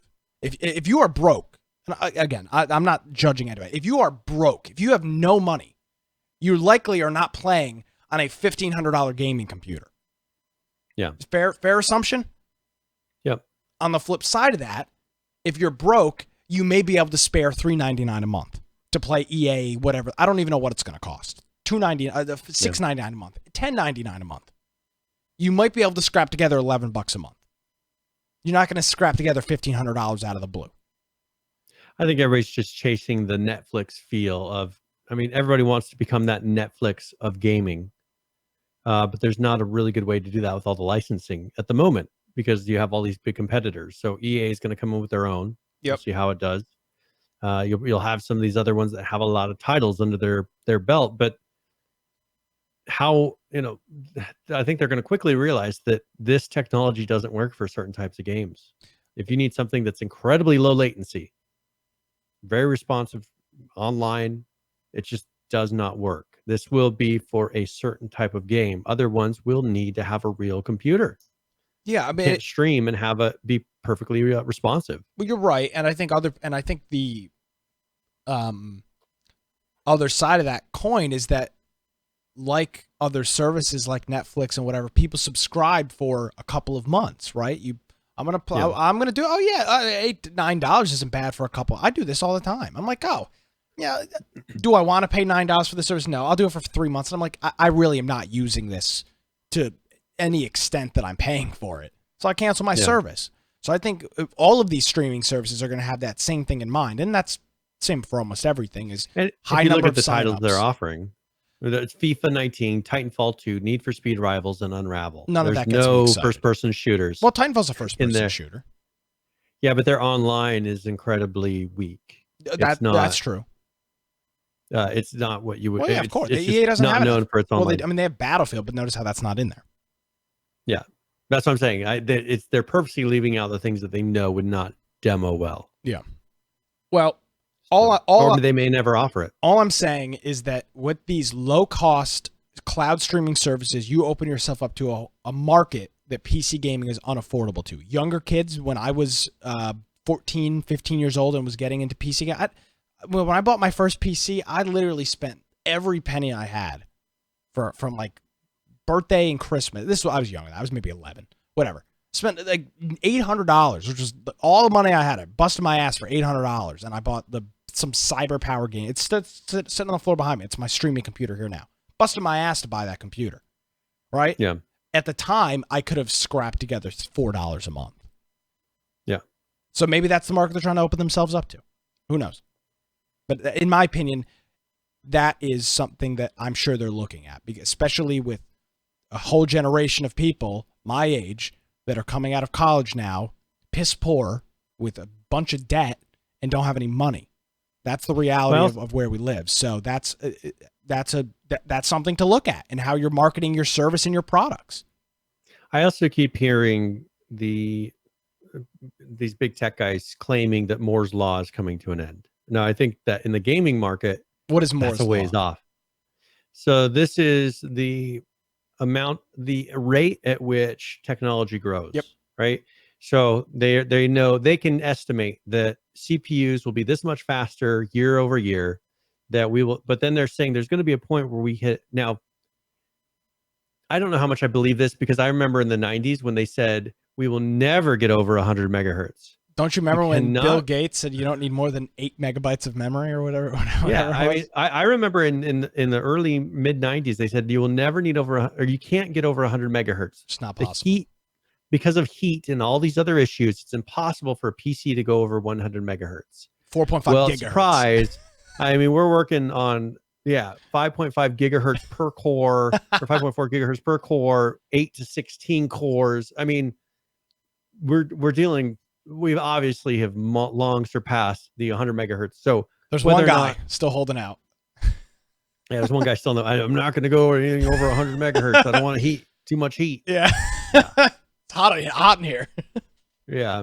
So I just, whether or not that happens, I know that there's very smart people claiming that this is at some point, if it does start to level out to where PCs are not giving that much faster, well, then they're going to be relying on data centers and having data be incredibly close together, where this would make sense, so that you have no latency. You're able to have a lot of processing happening in the back end, stuff that, but I don't think it's going to be, I think Moore's Law is going to continue for a while longer. We're not going to hit, can't get a faster gaming PC. I don't think that's going to be anytime soon. No, I don't think you will, but I do think you are dealing with a group of younger people right now that it is not feasible for gaming PCs maybe to they're just expensive, and they go out of date too fast. I mean, well, they do when they want to spend $1,500 every 2 or 3 years. Yeah, but you don't have to. I mean, I think I say that all the time. Look how long these consoles last. Well, I understand how long the consoles last, but for example, Brian, I built this computer that I'm using right now. I've upgraded the video card. I didn't need to. I wanted to, right? I wanted to upgrade the video card. I built this 2 months after we started Infection. We did like a couple shows, and I built this system. That was in 2014. No, 2015. And yeah, you're right. I will likely, once I get all settled in over the next couple months with some new things going on, I will likely build a new gaming computer. But it's so much cheaper to build them now. I mean, with the price of NVMe SSDs and RAM and everything, I mean, you can build a very nice competitive gaming computer for $1,000. I understand that's a lot of money. I'm not trying to minimize that. But even if it was $800, Brian, I still think you're looking at a group of people that they might be targeting, which would be younger college kids my age that are just graduating school that can buy a $300 console, right? That's it. That's the price limit. Get them to spend $10 a month on my cloud streaming service. Maybe I'm totally off. That's what I think of when I look at my generation. I think you're right. I do think that is probably a lot of what boils down to. I think part of it's technology. And it will still be interesting to see where consoles go, as far as how heavily consoles start to adopt, and then they start kind of maybe weakening the power of each console. Because look at how much money and tech and research goes into the new PlayStation is going to be over $1,000. Yeah. I mean, from everything I've seen so far, it's going to be what? It's going to be over $1,000 for the new. No.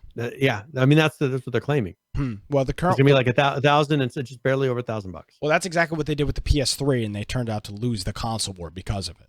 The PS3 when it first came out was like $800 compared to the $400 Xbox or whatever. Yeah, but the thing is, they have to do such advanced hardware right now so that it lasts that long. Yeah. If you go to where everything's streaming, you don't have to worry about that. They just upgrade the data centers all the time to whatever they want. True. There's a whole bunch of benefits. Out a lot of variables. But for me as the consumer, as we just had a conversation about how I like to buy physical copies of games at GameStop, I'm very not into cloud streaming games that I literally never own and have to constantly pay. I mean, it's the same thing that people do with their cable. They cut their cable subscription and then sign up for Hulu, Netflix, Amazon Prime, Sling TV, and 9 other services, and then they're spending twice as much as they were for streaming services that they were for cable. It totally circumvents the issue. So, but look at all the 10,000 plus movies and television shows they're not going to watch. I mean, it's great. It's a good look. They can look at them. They can pick anyone they want if they want. Yeah, well, good luck. Good luck watching a live sporting event. Good luck to you. All right, so let's get back to an actual game now here. Okay. Fortnite. They released their new 10.3 game that people are playing. Oof. And they have a video. So if you want to show that, this is what they're calling moisty palms. Ooh. I know, a little risque for infection, but yeah. Let's see here. Moisty palms. Interesting. You think a little too suggestive on the term? Hey, the audience is growing. They're getting older. Moisty palms in greasy grove. So, I mean, what does this remind you of? Prop hunt. Yeah, they're doing like a little mini kind of variation of prop hunt. Huh. So you can turn into a random prop, hide somewhere, and then come out of it and shoot at the people. Large rod and moisty palms. Yes. Interesting. Well, anyways, so there you go. So that's a new thing they've done, and I will see how well that takes off. I'd be interested to see if they actually do the actual game of prop hunt. Prop hunt, you know, some sort as a game mode. Now, head neophyte says my 10-year-old loves prop hunt. Well, guess what? I'm 22, and prop hunt is we love prop hunt. Prop hunt is awesome. On Call of Duty, it was fun as well. Gary's mod's got the best prop hunt in the world. I don't care what anybody says. Gary's mod, disguising yourself as a tomato rolling around on the ground is the greatest thing ever. Or a plant in a break room of an office complex. I mean, there's just nothing better than that. Very high quality. Well, the crazy thing about Call of Duty World War II was you could either be like a little tool or you could be a giant pile of hay. I mean, you could be almost anything. Sometimes you're a tree or a telephone pole. It's like, how am I supposed to hide as a telephone pole? And you're trying to get yourself to mix in. Yeah. And you're moving around. I mean, there's just sometimes it's crazy, but those game modes are fun. So let's see if they actually kind of realize, hey, let's make even a temporary game mode out of this. I play prop hunt on Fortnite. I really like prop hunt. It's a good time. Super arcadey, a lot of fun. So that's a new one. Here's an actual survival game, Brian. Subnautica. They've got some stuff going on here. Subnautica is the underground, or it's like a submarine game, kind of. What is it? It is not kind of. It is a submarine game. And they've got, what is this? Is this a new? Like Astroneer, but in the water. Great analogy. What is this a new DLC that they're working on, or is this just new? Well, okay, so they have Below Zero, which was another one that they had done. Okay. So that's been out for a little while, and then this is an update to Below Zero. So Subnautica Below Zero, they have Subnautica, and then they have Subnautica Below Zero, which Subnautica Below Zero right now I think is like $20 on Steam. It is $19. Yep. Very positive reviews. It's been out since the beginning of the year. This has pretty much a boss fight. It has new story in it, islands, everything. Actually, run the video, and then it's got you can actually see some of these things. All right, cool. So here it is.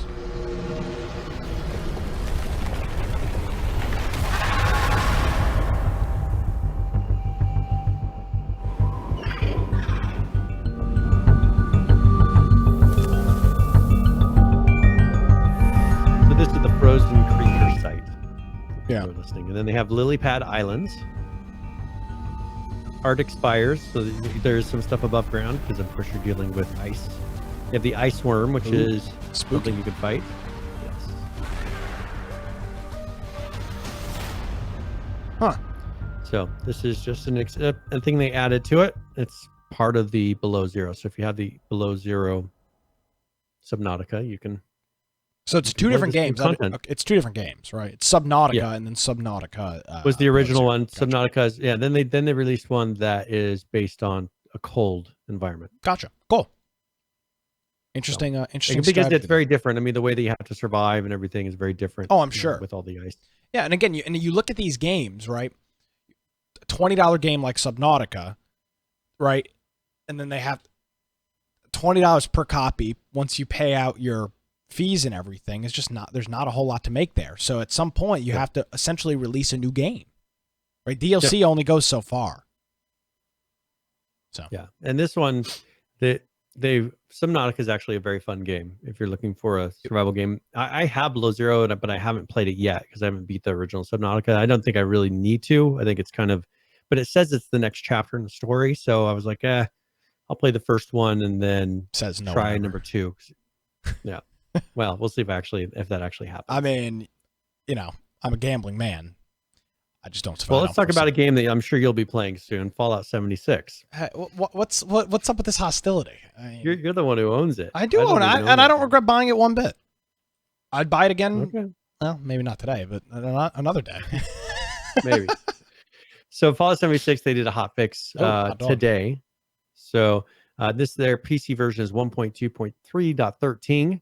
That's about a 1.5 gigabyte for console. Now, get this, 1.5 gigabyte for console, 65 megabytes for PC.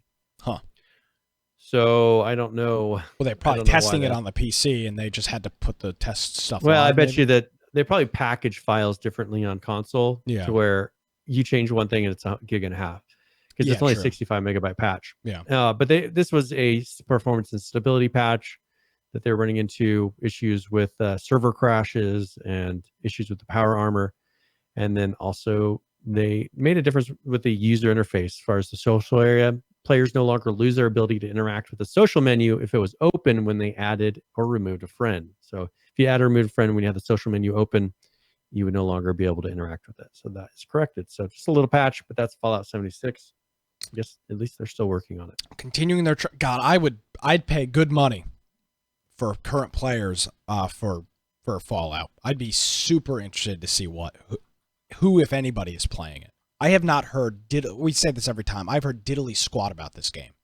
Yeah. And I don't see it ever pop up as far as my friends playing this. No. Just nobody. So Fallout 76, I mean, who knows? Maybe it'll make a comeback. They'll do that. Yeah, I mean, that's why I bought it. Yeah, I got it around Black Friday, maybe. I don't remember what holiday it was. It was like super on sale. It was like $28 or something. And I made an investment. We'll see. See if it ever pays off. We'll see if it's as good as my GameStop stock purchase a couple weeks ago. That's turned out They're real both well going to skyrocket at the same time. You'll be set. Hey. It's going to be a good week. It's going to be a real good week. I'll have a game that I still not going to play and a small amount of GameStop stock. Yeah. Fantastic. Falcons Watch, he says the title has 300 viewers on Twitch right now. So damn. But, okay, to be fair, Fallout is not, unless it's like a personality person playing it, somebody that's got a big personality, a ninja, a myth, a shroud, one of those guys. It's not the most fun game to watch or stream. Most survival games are not. Unless you have a personality like us, of course. Then you're good. Everybody loves watching us play games. Hey, that's not. I get asked to stream games all the time for when we do like our game nights or whatever. Yeah. I'll probably stream on my channel on Friday. That's just because they hope Ross is going to jump into the voice chat. They all love Ross. Ross is a good guy. I mean, I like our friend Ross. That's what I'm saying. Okay. All right. So let's talk a little bit about Unturned. Whatever. Unturned, they put out a patch, and this was pretty much mostly just fixes, not a huge patch. 3.19.14.0. They did some issues with fixing with the workshop, issues fixed with modding. They had some things not working right with modding. And then fixes. Wasn't any new content. I know he's been working on the new version of Unturned. So I think a lot of, other than them really working and making maps as far as content and skins and things like that, I think he's mostly working on the new version that they're going to be releasing. So we need to get a schedule set up for. You remember for Game of the Week, like 2 years ago, we did like a 3-month schedule where we laid games out. We need to do that. Well, we still have that spreadsheet. We do. Just need to update the list because we have a random button on there. We do. And we can put random. We can do all kinds of stuff. So yeah, we really need to do this is one that we need to put in our schedule. Yeah. Every time we play 2 games of the week. Every time that we play Unturned, I mean, I think I always have a good time. It's not always the most pleasant experience, and if you're not into getting your ass kicked, you're probably not going to have a good time. But we always have fun with it. I mean, last time we commandeered somebody's tank, and then a whole group showed up and murdered us all. Yeah, I mean, it was fun. I had a good time with it. I really did. So yeah. So I mean, I'm going to be gone, but maybe I'll be sitting in a hotel very lonely and bored. In Vegas, I'm sure you can find something to do. In Vegas. So what I might do is, if I am, I will go through and update that spreadsheet. Yeah. Okay. There's a 0% chance that happens. I mean, really? Really? You're going to tell me that you're going to go all the way to Las Vegas and sit in your... I'll never leave the hotel room except for to go to my hockey games. Sit in your hotel room and update a Google Sheet with our Game of the Week topics. I mean, what else could I possibly I'm pretty gullible. I do not. I refuse to believe that. That is a bold-faced lie. You're trying to. I'll live stream the whole week where I'm just sitting in a hotel room. No, I'll just to prove you wrong. I'm just saying the reality of that situation is that a guy that you may or may not have seen at an event like this shows up, and that's what's going to be going on. There's not going to be any spread. That guy's not updating a Google spreadsheet. There ain't no sheets getting it. Or if there is a sheet getting it, God only knows what's getting put on it. Oh, okay. Oh, whoa. PG here. All right. So, anyways, let's talk about a game. How about that? Yeah, sure. Yeah, we can get off that topic.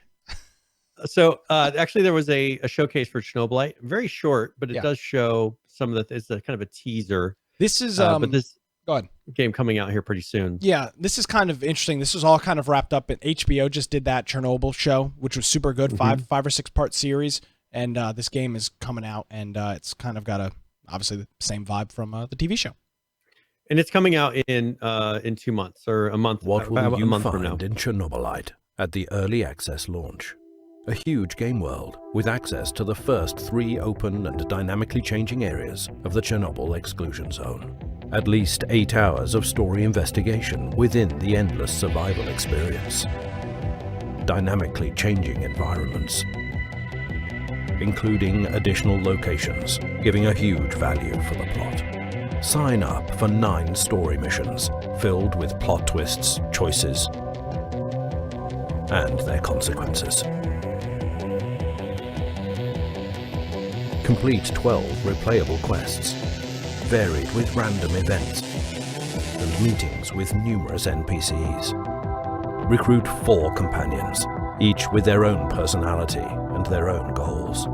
Remember that their life and survival is in your hands. Survive as long as you can in the most dangerous place on Earth, looking for materials and food, managing your inventory, creating medicaments and ammunition, expanding your base, and learning new skills. And when all other methods fail, fight with people, and even monsters, using different kinds of weapons. Do you have what's needed to survive the Chernobyl horror? No. All right. So this is out in a month, less than a month. It's out the 16th. Just under a month, yeah. 16th of next month. So it's single player. It is single player. I'm a little concerned when at least when they say at least 8 hours of gameplay. Does that ring 8 hours of story story content? Does that ring any bells? Does that raise any flags when you already are starting with saying, well, it's going to be at least 8? Is that a me issue, or does that really depends on the replayability of the rest of the content? Well, they said that if it's 8 hours and then it's done, it's like, okay. Well, they said that there's that. Then they also mentioned that there's some replayable quests. Yeah, then there's those quests, but you know, how many times can you do 12 quests? There's 9 story missions. Impact random events and NPCs are going to be far and few in between. There's some companions. Unfortunately, with single player games, when you don't release all the content right off the bat, people play it and then they hit a content wall. Don't go back to it. And then they never come back. So the best games are the ones where I get hooked and then I just pour all my time into it until I beat it. Like for single player games, that's what I do. And it's like, I hate it when you get really into it and then you have to stop. Or making a game like Firewatch or like a Blair Witch, and you know that is a game that's got a pretty short life period. Yeah, which is fine, right? It's got its place. I mean, this will be. It'll be interesting to see if they continue releasing content, and if it can. Yeah. It's not like an online game, as you said. Can they continue pulling people in to then So who else did this? What was that one game that I purchased? We Happy Few, and they had it to where, I've never finished the story. You know why? Because they piecemealed it over such long. I played the game over and over again just to see some of the new stuff, and I got to where I was like, okay, I don't feel like playing anymore because I've played it so much. And then the actual story came out, and I was like, I don't want to put any more time into it right now. But it's a good story. It'd be nice if they actually released it all at once. We don't have a price point for this game yet. No, they haven't. But you can only add it to the wish list for at the moment. $20. This seems like it would be a legitimate game. I think a game it can't be a $60 game. Well, I don't even think it can be a $40 game, in my estimation. I mean, you talk about 8 hours worth of playtime.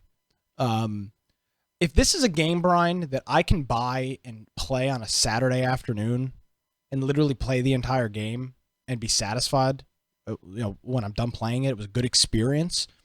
It tells you a good story. Yeah, I mean, I really like watching that Chernobyl show, or the Chernobyl HBO miniseries thing that they did. Mm-hmm. I mean, if they can make it an enjoyable period of time for $20, $30, maybe.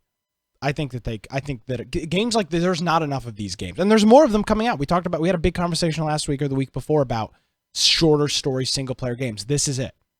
So I've added it to my wish list, and I'll be checking it out when it comes out here next month. See what happens. All right. Do you want to do the Rust video right now, or do you care? No, we can do whatever you want to do.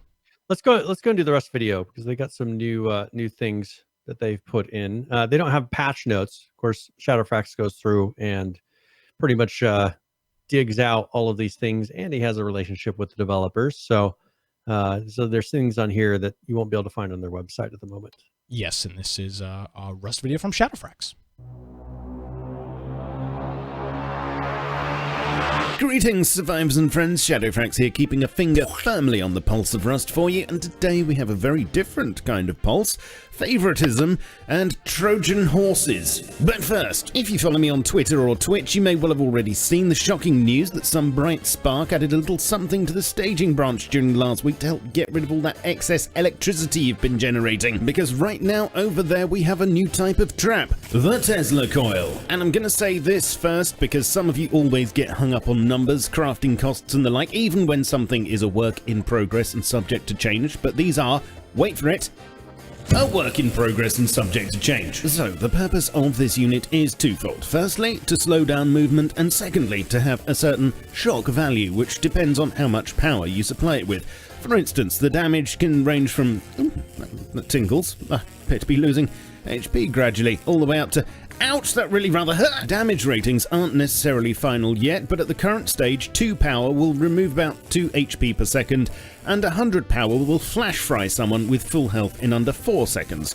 They don't seem to pay much attention to whether you're wearing armor at the time either. And before you ask, no, they don't do any damage to building parts or deployables. For every action, however, there is an equal and opposite amount of splashback, and so with each second of use, the coils will lose 2 of their maximum 250 health points. They take around 5 F1 grenades to knacker, or about 50 normal 5.56 rounds. They can be repaired with high-qual metal, and cost 10 each to craft along with 1 tech trash. They're a tier 1 workbench item, researchable for 20 scrap, but I'm not quite sure yet how easy they'll be to come by. Whatever the case, it looks like there's going to be some rather devious traps out there after the next forced wipe on October the 3rd, so you may want to be a little bit extra vigilant, especially as they're fairly easy to hide, and the slowing function is ideal for keeping players pinned down whilst, I don't know, turrets do their work, if you know what I mean. Before I go further, a big shout out to the smashing chaps at Arotzi for sponsoring this week's vid, and I have a discount to share with you. They very kindly sent me their latest top-of-the-range Venatza gaming chair decked out in the new luxury soft fabric option, and it's a very solid piece of kit, I'm pleased to say. because I do tend to go through a lot of seating. They offer an extensive range of chairs, along with desks, mats, pads, mics, and even gaming glasses, so please give them a visit. Link will be down below, and if you like the look of anything on their site, then just use code SHADOWFRAX at checkout for 10% off your order. Back to the video, and oh my goodness, apart from Tesla coils, another awesome quality of life improvement from Uncle Helk is currently on staging, especially if you're one of those people like me with a fetish for cable management, because as long as you have building auth, whipping out your wire tool now shows the flow of power along all cables, making it so much easier to figure out exactly how you created that working version of Space Invaders whilst blind drunk. In addition to this, wires also now have specularity and a normal map, so they look more 3D. Oh, and the pulse is visible in the dark, making midnight wiring great again, and giving us an easy way to find our way around with the lights off. Nice. Talking of which, a few other promised quality of life upgrades have been merged to staging now. Electrical components have their own category in both the crafting menu and the F1 console, which helps to keep things tidy. Plus, and this is massively helpful, you can now favorite any blueprints you like, and they'll not only show up in the new Favorites section at the top of the crafting page, but will also appear first in the Quick Craft menu, as long as you have the materials and are in the vicinity of the correct workbench, etc. As well as this, it's possible to right-click on an item in the Quick Craft menu to remove it from the queue, and right-clicking on items in the queue itself will rearrange them, meaning you can fast-track the ones you want most to the front. Not only, but also, finally, you can right-click on the stack-splitting bar to type in an exact figure.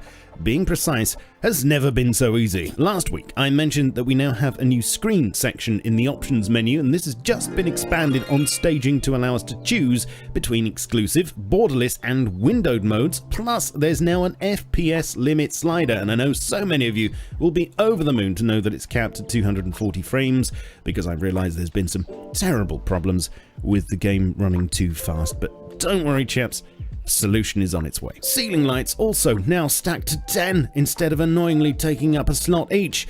Oh, and I nearly forgot, if you open up your inventory screen on staging right now, you can take your character for a spin. Quite literally.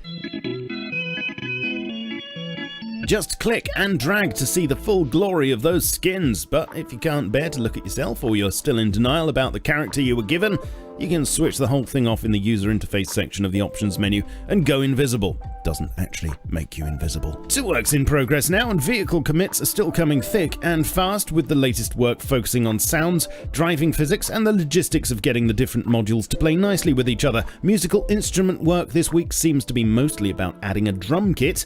Hopefully there'll be at least one skull involved in making it. There's been a ton more work on HDRP, more commits relating to map improvements, although I don't have anything to show yet on those, and finally, some proper Trojan horse cosplay for our four-legged friends. If you've been paying attention, you should know that horse armor is in the pipeline for addition to the game soon, especially as their health was recently nerfed, and indeed I showed you a road sign version of this not so long ago. Well, it appears that that was tier 2, and this is tier 1. Wooden horse armor. No details on the facts and figures of either of these yet, and although I'm expecting they'll be part of next month's patch to main, I'll let you know for definite as soon as I get the nod. Oh, and stop press, I just found out that horses are getting a new idle animation. Sexy. So, you're up to date, but what's your opinion of these changes? Is there a quality of life shaped hole in your roof now, or is this all just a wonderful collection of things that you think will make your game lag harder? There's no right or wrong answer, just please leave me a comment down below and tell me which new feature, if any, is your favourite. As always, it behooves you to spank that like button, subscribe to the channel, stick the notification bell up your bum and fart the local national anthem. You can follow me on Twitch and get treated to live streams from yours truly thrice a week, plus join me on Twitter, Facebook, Discord and my Steam group. Oh, and supporting me on Patreon is greatly appreciated if you want to sponsor an old horse. Links are all down below. I shall catch you all very soon, but in the meantime, keep calm and stay rusty. Cheerio.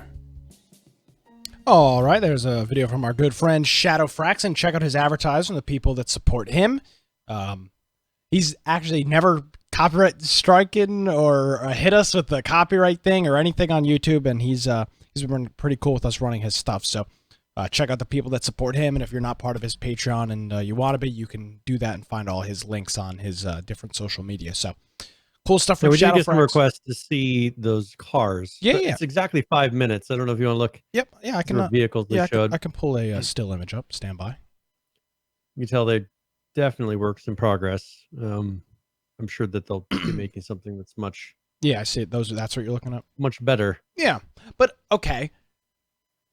These look like they'd be pretty standard for Rust. I mean, you look what the gyrocopter thing is, a freaking like car looking at the seat. tires. I think there's just a lot of detail missing right now. As far as like, because if you look at a helicopter, they've done a really good job of making it look like something that's truly pieced together. Yeah. I mean, this is mostly there, but you can tell there's some areas they just haven't quite done in detail yet.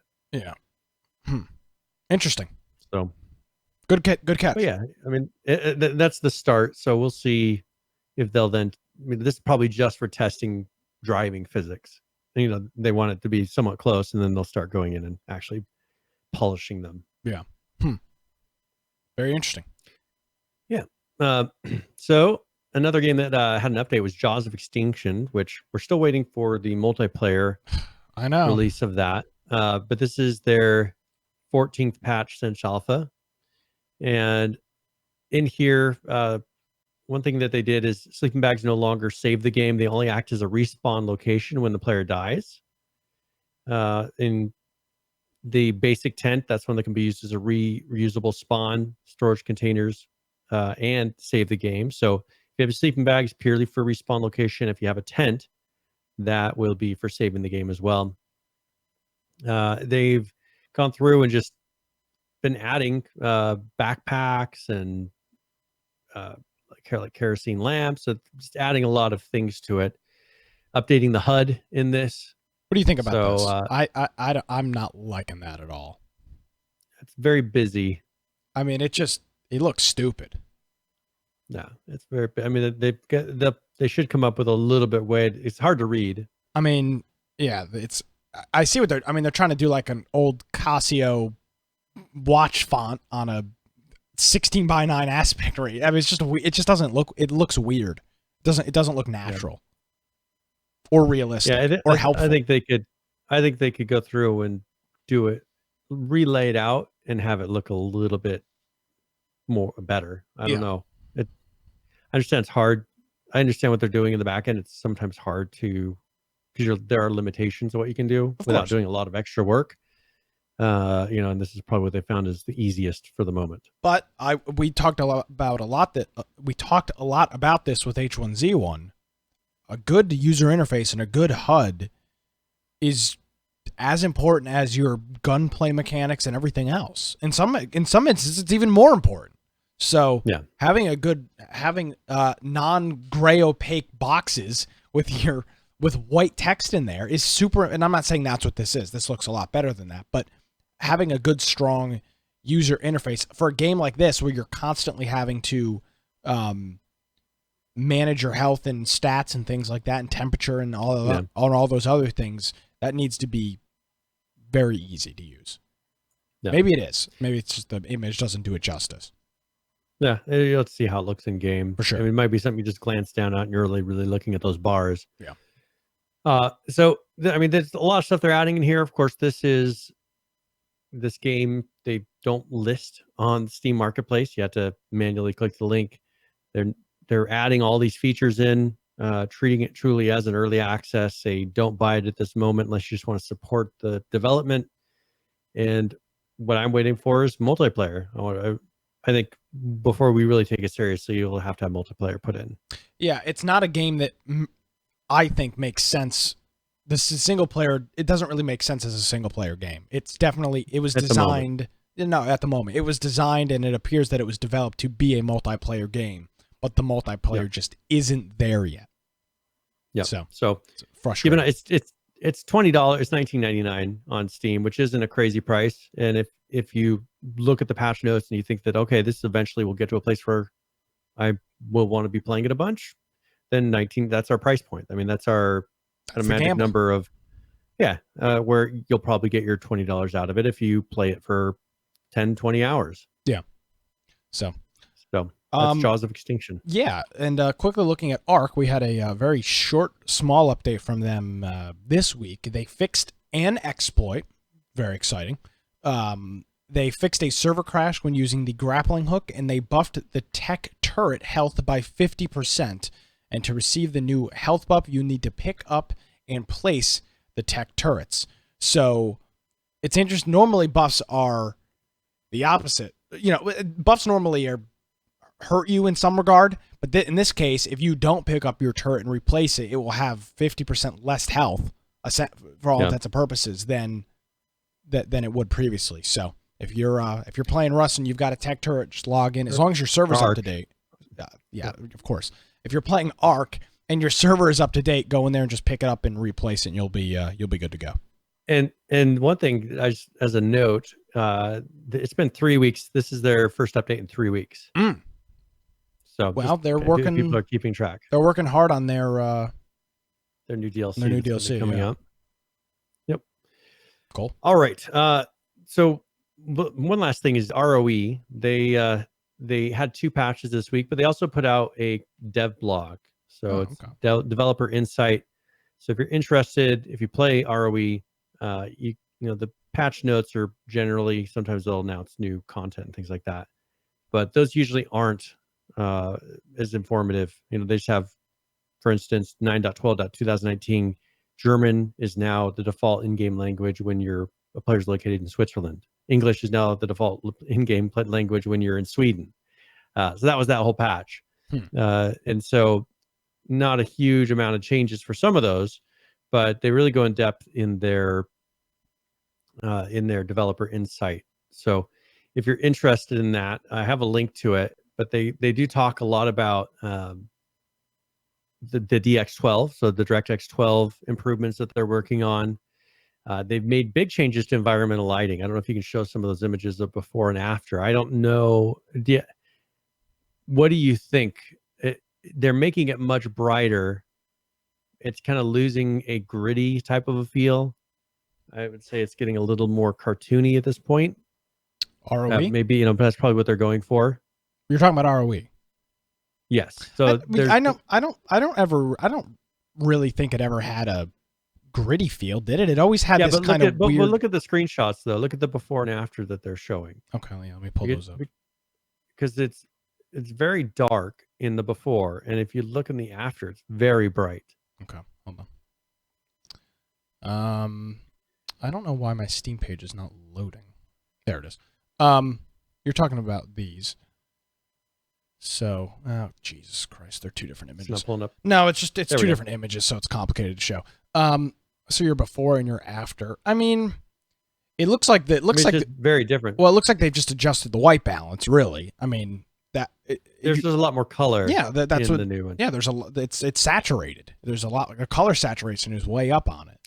It's almost like they removed a lot of the shadows as well. Like they made it to where it just has true light that's permeating through. Well, this before and after one is interesting. They've gotten rid of almost all the grass, or a lot of the foliage. They've changed dramatically, but it really just looks like a white balance and color correction with with saturation and contrast thing.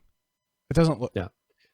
Well, a lot of it has to do with the indirect illumination, which I was saying is just a general lighting overall. They're making it, when you're inside, it's not as dark. It's not truly using the shadows. It has a light that kind of is always there no matter where you go. So they're adding that, and it's kind of just making it brighter. It makes it easier because you don't have to worry about, is this building too dark? Like, what's this doing? Do we have enough light as far as doors and windows and everything coming into this? Just to make it more consistent throughout the game. Yeah, that doesn't sound like the most fun thing in the world to deal with. Yeah, and so they've done that just to kind of simplify and hopefully people enjoy it and they see that it's improved. But other than that, the 2 fixes were 2 patches were just fixes. But if you're really interested in seeing some of the upcoming changes, make sure you check that out. Yeah, absolutely. ROE, free Battle Royale game, and it'll be on our Game of the Week circulation that we'll get up here running over the next couple weeks. So stay tuned for that.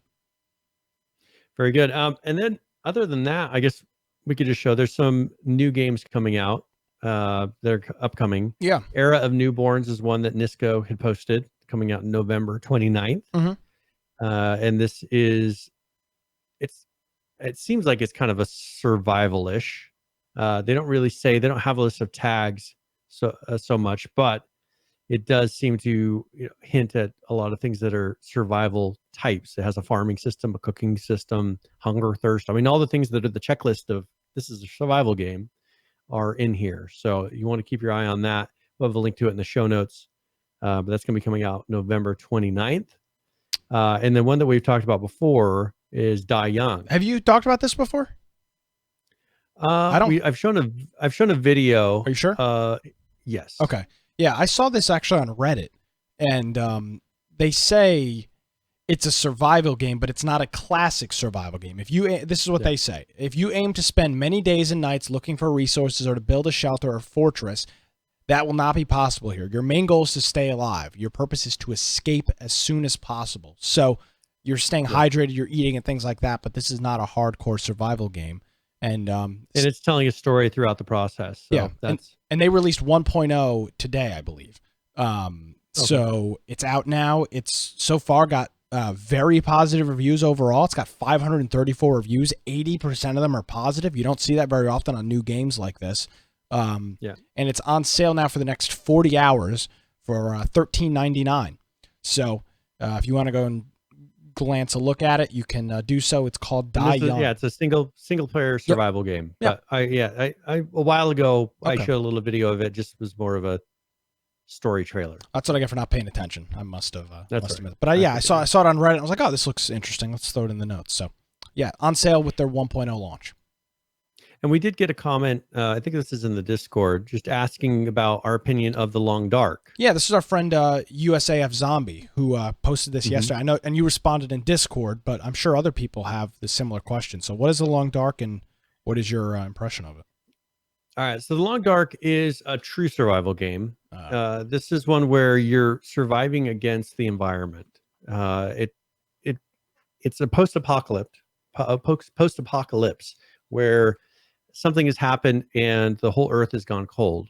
There's been some sort of a global disaster and you're in the Canadian wilderness and you have to survive. It started out originally when they first put out the game as just kind of an open world, you see how long you could last. They added in with patches in the past year or 2 years and put in a really good story mode that kind of drives you through the game. You can still play the survival mode, but they've added a lot to it.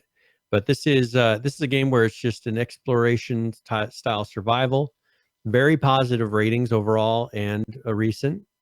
And if you're into a survival game and you don't mind a single player game and you want something that is truly a challenge, I would take a look at this. I remember, when they first released their I think they called it Hinter or something.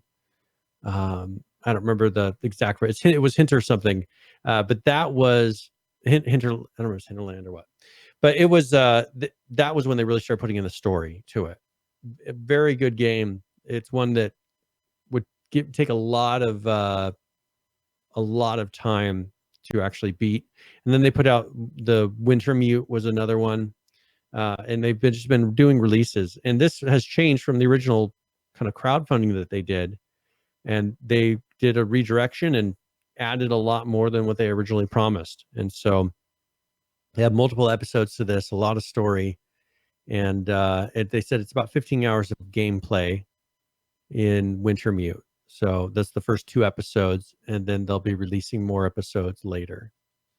And this is a permadeath, no hand holding. It's like they have a true survival mode if you want to challenge yourself.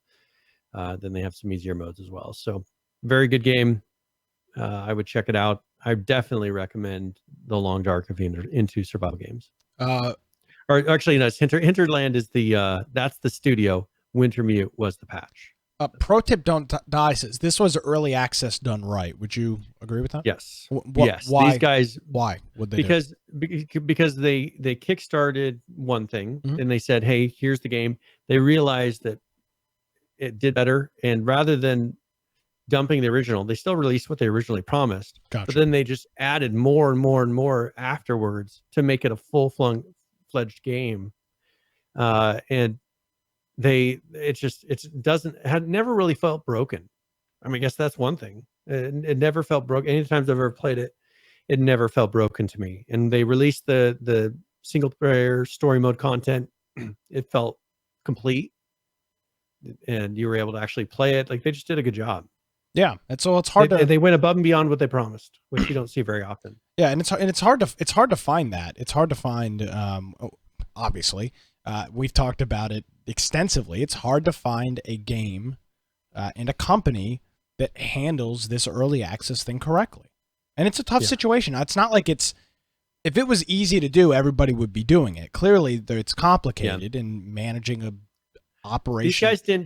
These guys didn't just go for the quick buck, which I think a lot of them do. These guys realized, hey, we have an opportunity here to make a much bigger game than we originally anticipated. And so without going into DLCs, and we're just going to give it to everybody and not push them to pay anymore. It is a very, very good survival game. So if I would encourage people to try it, I'd be very surprised if anyone got it, played it, and then said, you know what, I didn't like it. I've never heard anyone who's played this game actually say that. Well, there you go. So thanks for the question, Zombie. And if you've got something else, throw it in Discord, throw it on YouTube, and let us know. We did get one comment on YouTube last week about our criticism of that game, the game with the low Chronicles of Illyria. Oh yes, and yeah, we did mention that it was a low poly video, but it still was a disgrace in my opinion. So I stand by everything I said. It's been in development for years and years and years, and I understand, but if that's your demo and you're releasing in months, and you've been in development for 5 years, yeah, I think, and then that is your demo of. I just don't know why you'd. I don't know why you, even with a disclaimer, I don't know why you'd publish something like that. Yeah. It just doesn't seem like a good move. But the thing is, it's drastically different. There's no way they're going to turn that around in 2 months from what we saw to what was in the original videos that we were showing. We can look. It'll be out soon. Impossible. It's not going to Put it down in the book. It would take. Put it in the book. It's impossible. You heard it here first. Impossible for Chronicles of Illyria to look like what we saw in the original videos versus what we just saw in their gameplay demo. Oh, Brian, that's going to be a long one. I'll give you a couple minutes to write that down. Well, while you do that, let's talk about some video games and the people that are currently playing them. Well, they're not playing Chronicles of Illyria, but they are playing Ark. 24,130 people actually currently playing Ark. The 24-hour peak, 39,245, and the 7-day peak is 53,970. Let's take a look at Rust, currently playing 37,765, a 24-hour peak of 56,183, and a 7-day peak, 73,112. Let's take a look at Unturned. Look at this, 8,974 people playing right now. The 24-hour peak, 13,579, with a 7-day peak of 16,084. Free survival game. Really solid numbers from them. Let's take a look at PUBG, currently playing 84,282. The 24-hour peak, 590,928, with a 7-day peak of 625,792. And that is current players. Those are the games, and those are the people that are currently playing them across the world. So very good. So there you go. So what's your prediction here? Do you have what's the verbiage that you've used? I said it will be impossible for Chronicles of Illyria to implement graphics shown in the original video compared to the new video. Perfect. All right, I like it. So smart. Because put a little date next to it. I put the date. Perfect. I put the date next to Excellent. it because they don't have that much more time before they're supposedly coming out of early access. Coming or making it where people can play it. I want to thank our friend Big Woody Sauce. The Ross boss is in the house, and he says $2.50 for two of my favorite streamers. Notice now, not his favorite streamers, two of his favorite streamers. So yes, big difference there. We appreciate it, Ross. Thank you. Well, and everybody, as I said earlier in the broadcast, everybody likes our live streams of video games just because they're hoping Ross will show up. Yeah, absolutely. So he's a big fan. Yep. All right. So let's go and roll into tip of the week. Okay. Yeah. And tip of the week's where I go through and either give a general gaming tip or some for a specific game. And since we were talking about the Long Dark, I figured I would do one for that. So this is tip of the week.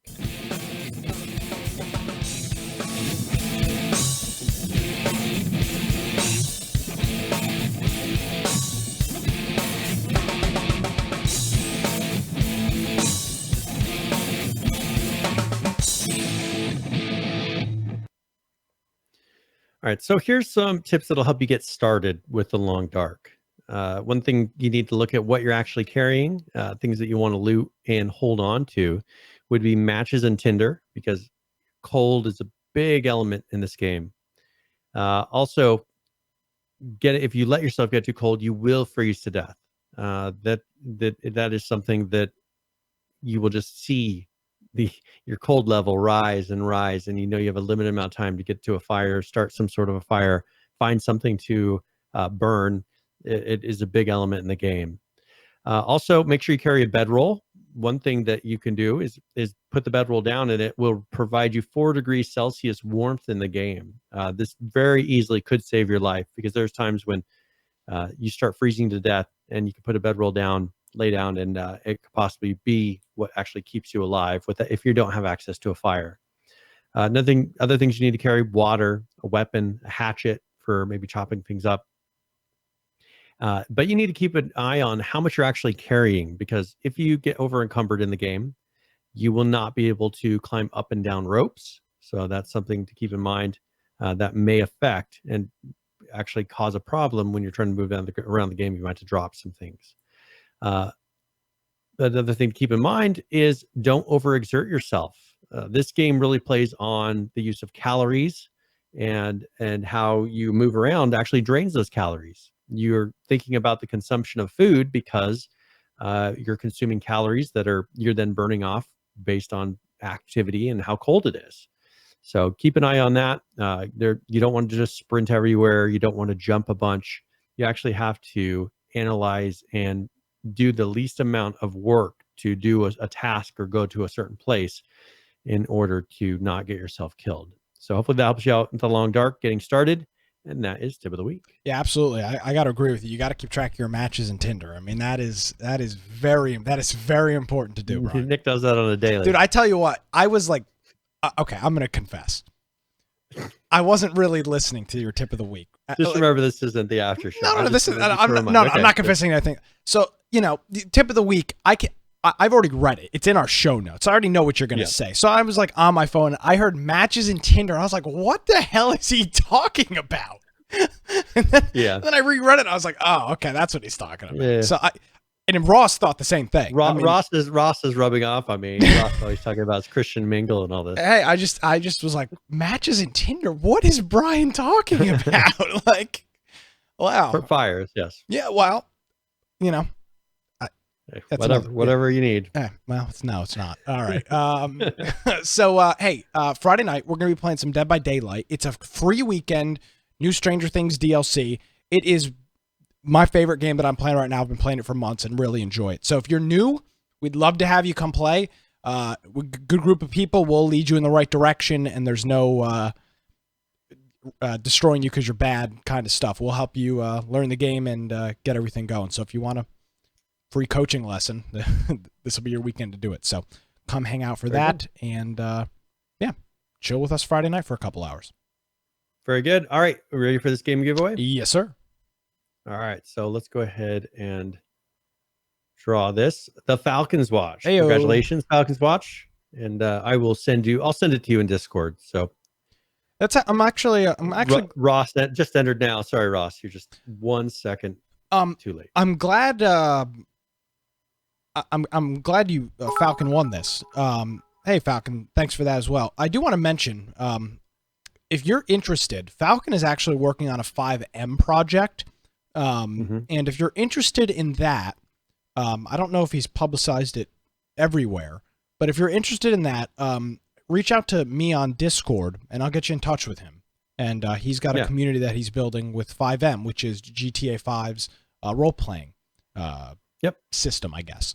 So if you're interested in that, Falcon, one of our longtime OG H1Z1 community members, who's been with us for as long as we've been doing the show. Close to the beginning. Yeah, I mean, it's as OG as it gets, is working on a pretty cool project with 5M. So I think I'm going to jump in there over the next couple of weeks and check that out. So I'll report back. But if that interests you in any way, reach out to Brian or myself and we'll get you in touch with Falcon and his team. So very good. There it is. Congratulations, Falcon. Thanks for the bits and thanks for joining us, my man. Appreciate it. All right. Well, Brian, I believe that's I was kind of sleepy getting into the Ross says the OG Walker Empire crew. Yeah, absolutely. That's right. I was tired getting into the show here. I had a long work. Long day. Wow, worked overnight, so I was weaning out. But Brian, you brought me back to life. You energized me. Lots of good topics, lots of good conversation. I'm ready to go run a mile. Very good. And I've got a hockey game after this. Well, I'm not gonna run a mile. Let me be clear. I'm gonna play some Dead by Daylight. But okay. I could. Well, mitigate at least a mile for you. How about that? Please, I appreciate it. I'm gonna sit on my ass, upload the show, and watch YouTube videos and eat popcorn. And play Dead by Daylight. Watch anime. Sounds good. Well, if you want to find me, you can find me at Boise Computer on Twitter. Of course, my blog, biteoftech.com. The best way is if you go to infectionpodcast.com and make sure on the right-hand side, you click join our Discord server. That's a place if you want to suggest news topics throughout the week. There's a channel for that. You can hang out, play video games, chat. It has all of our contacts on there. You can join our Steam group to get a notification right before the live show starts. And that if you happen to be at your computer at that moment, you can turn around and come and watch us live, be a part of the game giveaways. We have a link to our YouTube, to our Mixer. We have the audio only. So if you're looking for the podcast forms of this, we have links for all of those. We have if you want to support us page, if you're interested in supporting us through Humble Bundle or through Amazon, we have links for that on the left-hand side. And then show notes. Now for this will be our 244th episode, plus a few extra bonus episodes are thrown in there. Yeah, 2 right We here. have show notes for every single one of those. And you can go through and see maybe there's something that you were listening to in the podcast form and you wanted to see the video that we're actually referring to, maybe the Rust video in the cars. You can jump into our website and view the show notes and be able to go right to that. So thank you very much. Brian, as always, appreciate it. Thank you for all the help with everything. And we'll see you Friday night. And then we'll see you again. Okay. We'll see you next Tuesday for another episode of Infection. We'll be here. Again, we're streaming on Twitch, Mixer, and YouTube, as well as we've got our podcast form, our YouTube, and all of the other different ways, Stitcher and TuneIn and other places. We're on Spotify too. I've mentioned that a couple times, but if you're a big if you're all into Spotify, we are actually on Spotify. So you just search for Infection Podcast on Spotify, and we'll pop up in there. And they do because it's available everywhere. They'll do cross-platform time syncing, which is something that paid apps charge for. I pay for an app that does that. So. Pretty cool stuff over there. Brian, thank you as always, and safe travels, and we'll talk to you next week. Sounds good. Talk to you then. Alrighty, folks. Thank you for joining us live. If you didn't do so, well, you missed out on a whole bunch of stuff. We're here live every weekday, every Tuesday, 7 p.m. Eastern. My name is Nick Craig. You can follow me on Twitter at Nicholas M. Craig. You missed any portion of the show, an image, a video, a link, you can check all that information out on our website. It's infectionpodcast.com. Thank you so much for joining us, everybody. Have a great week. See you next time.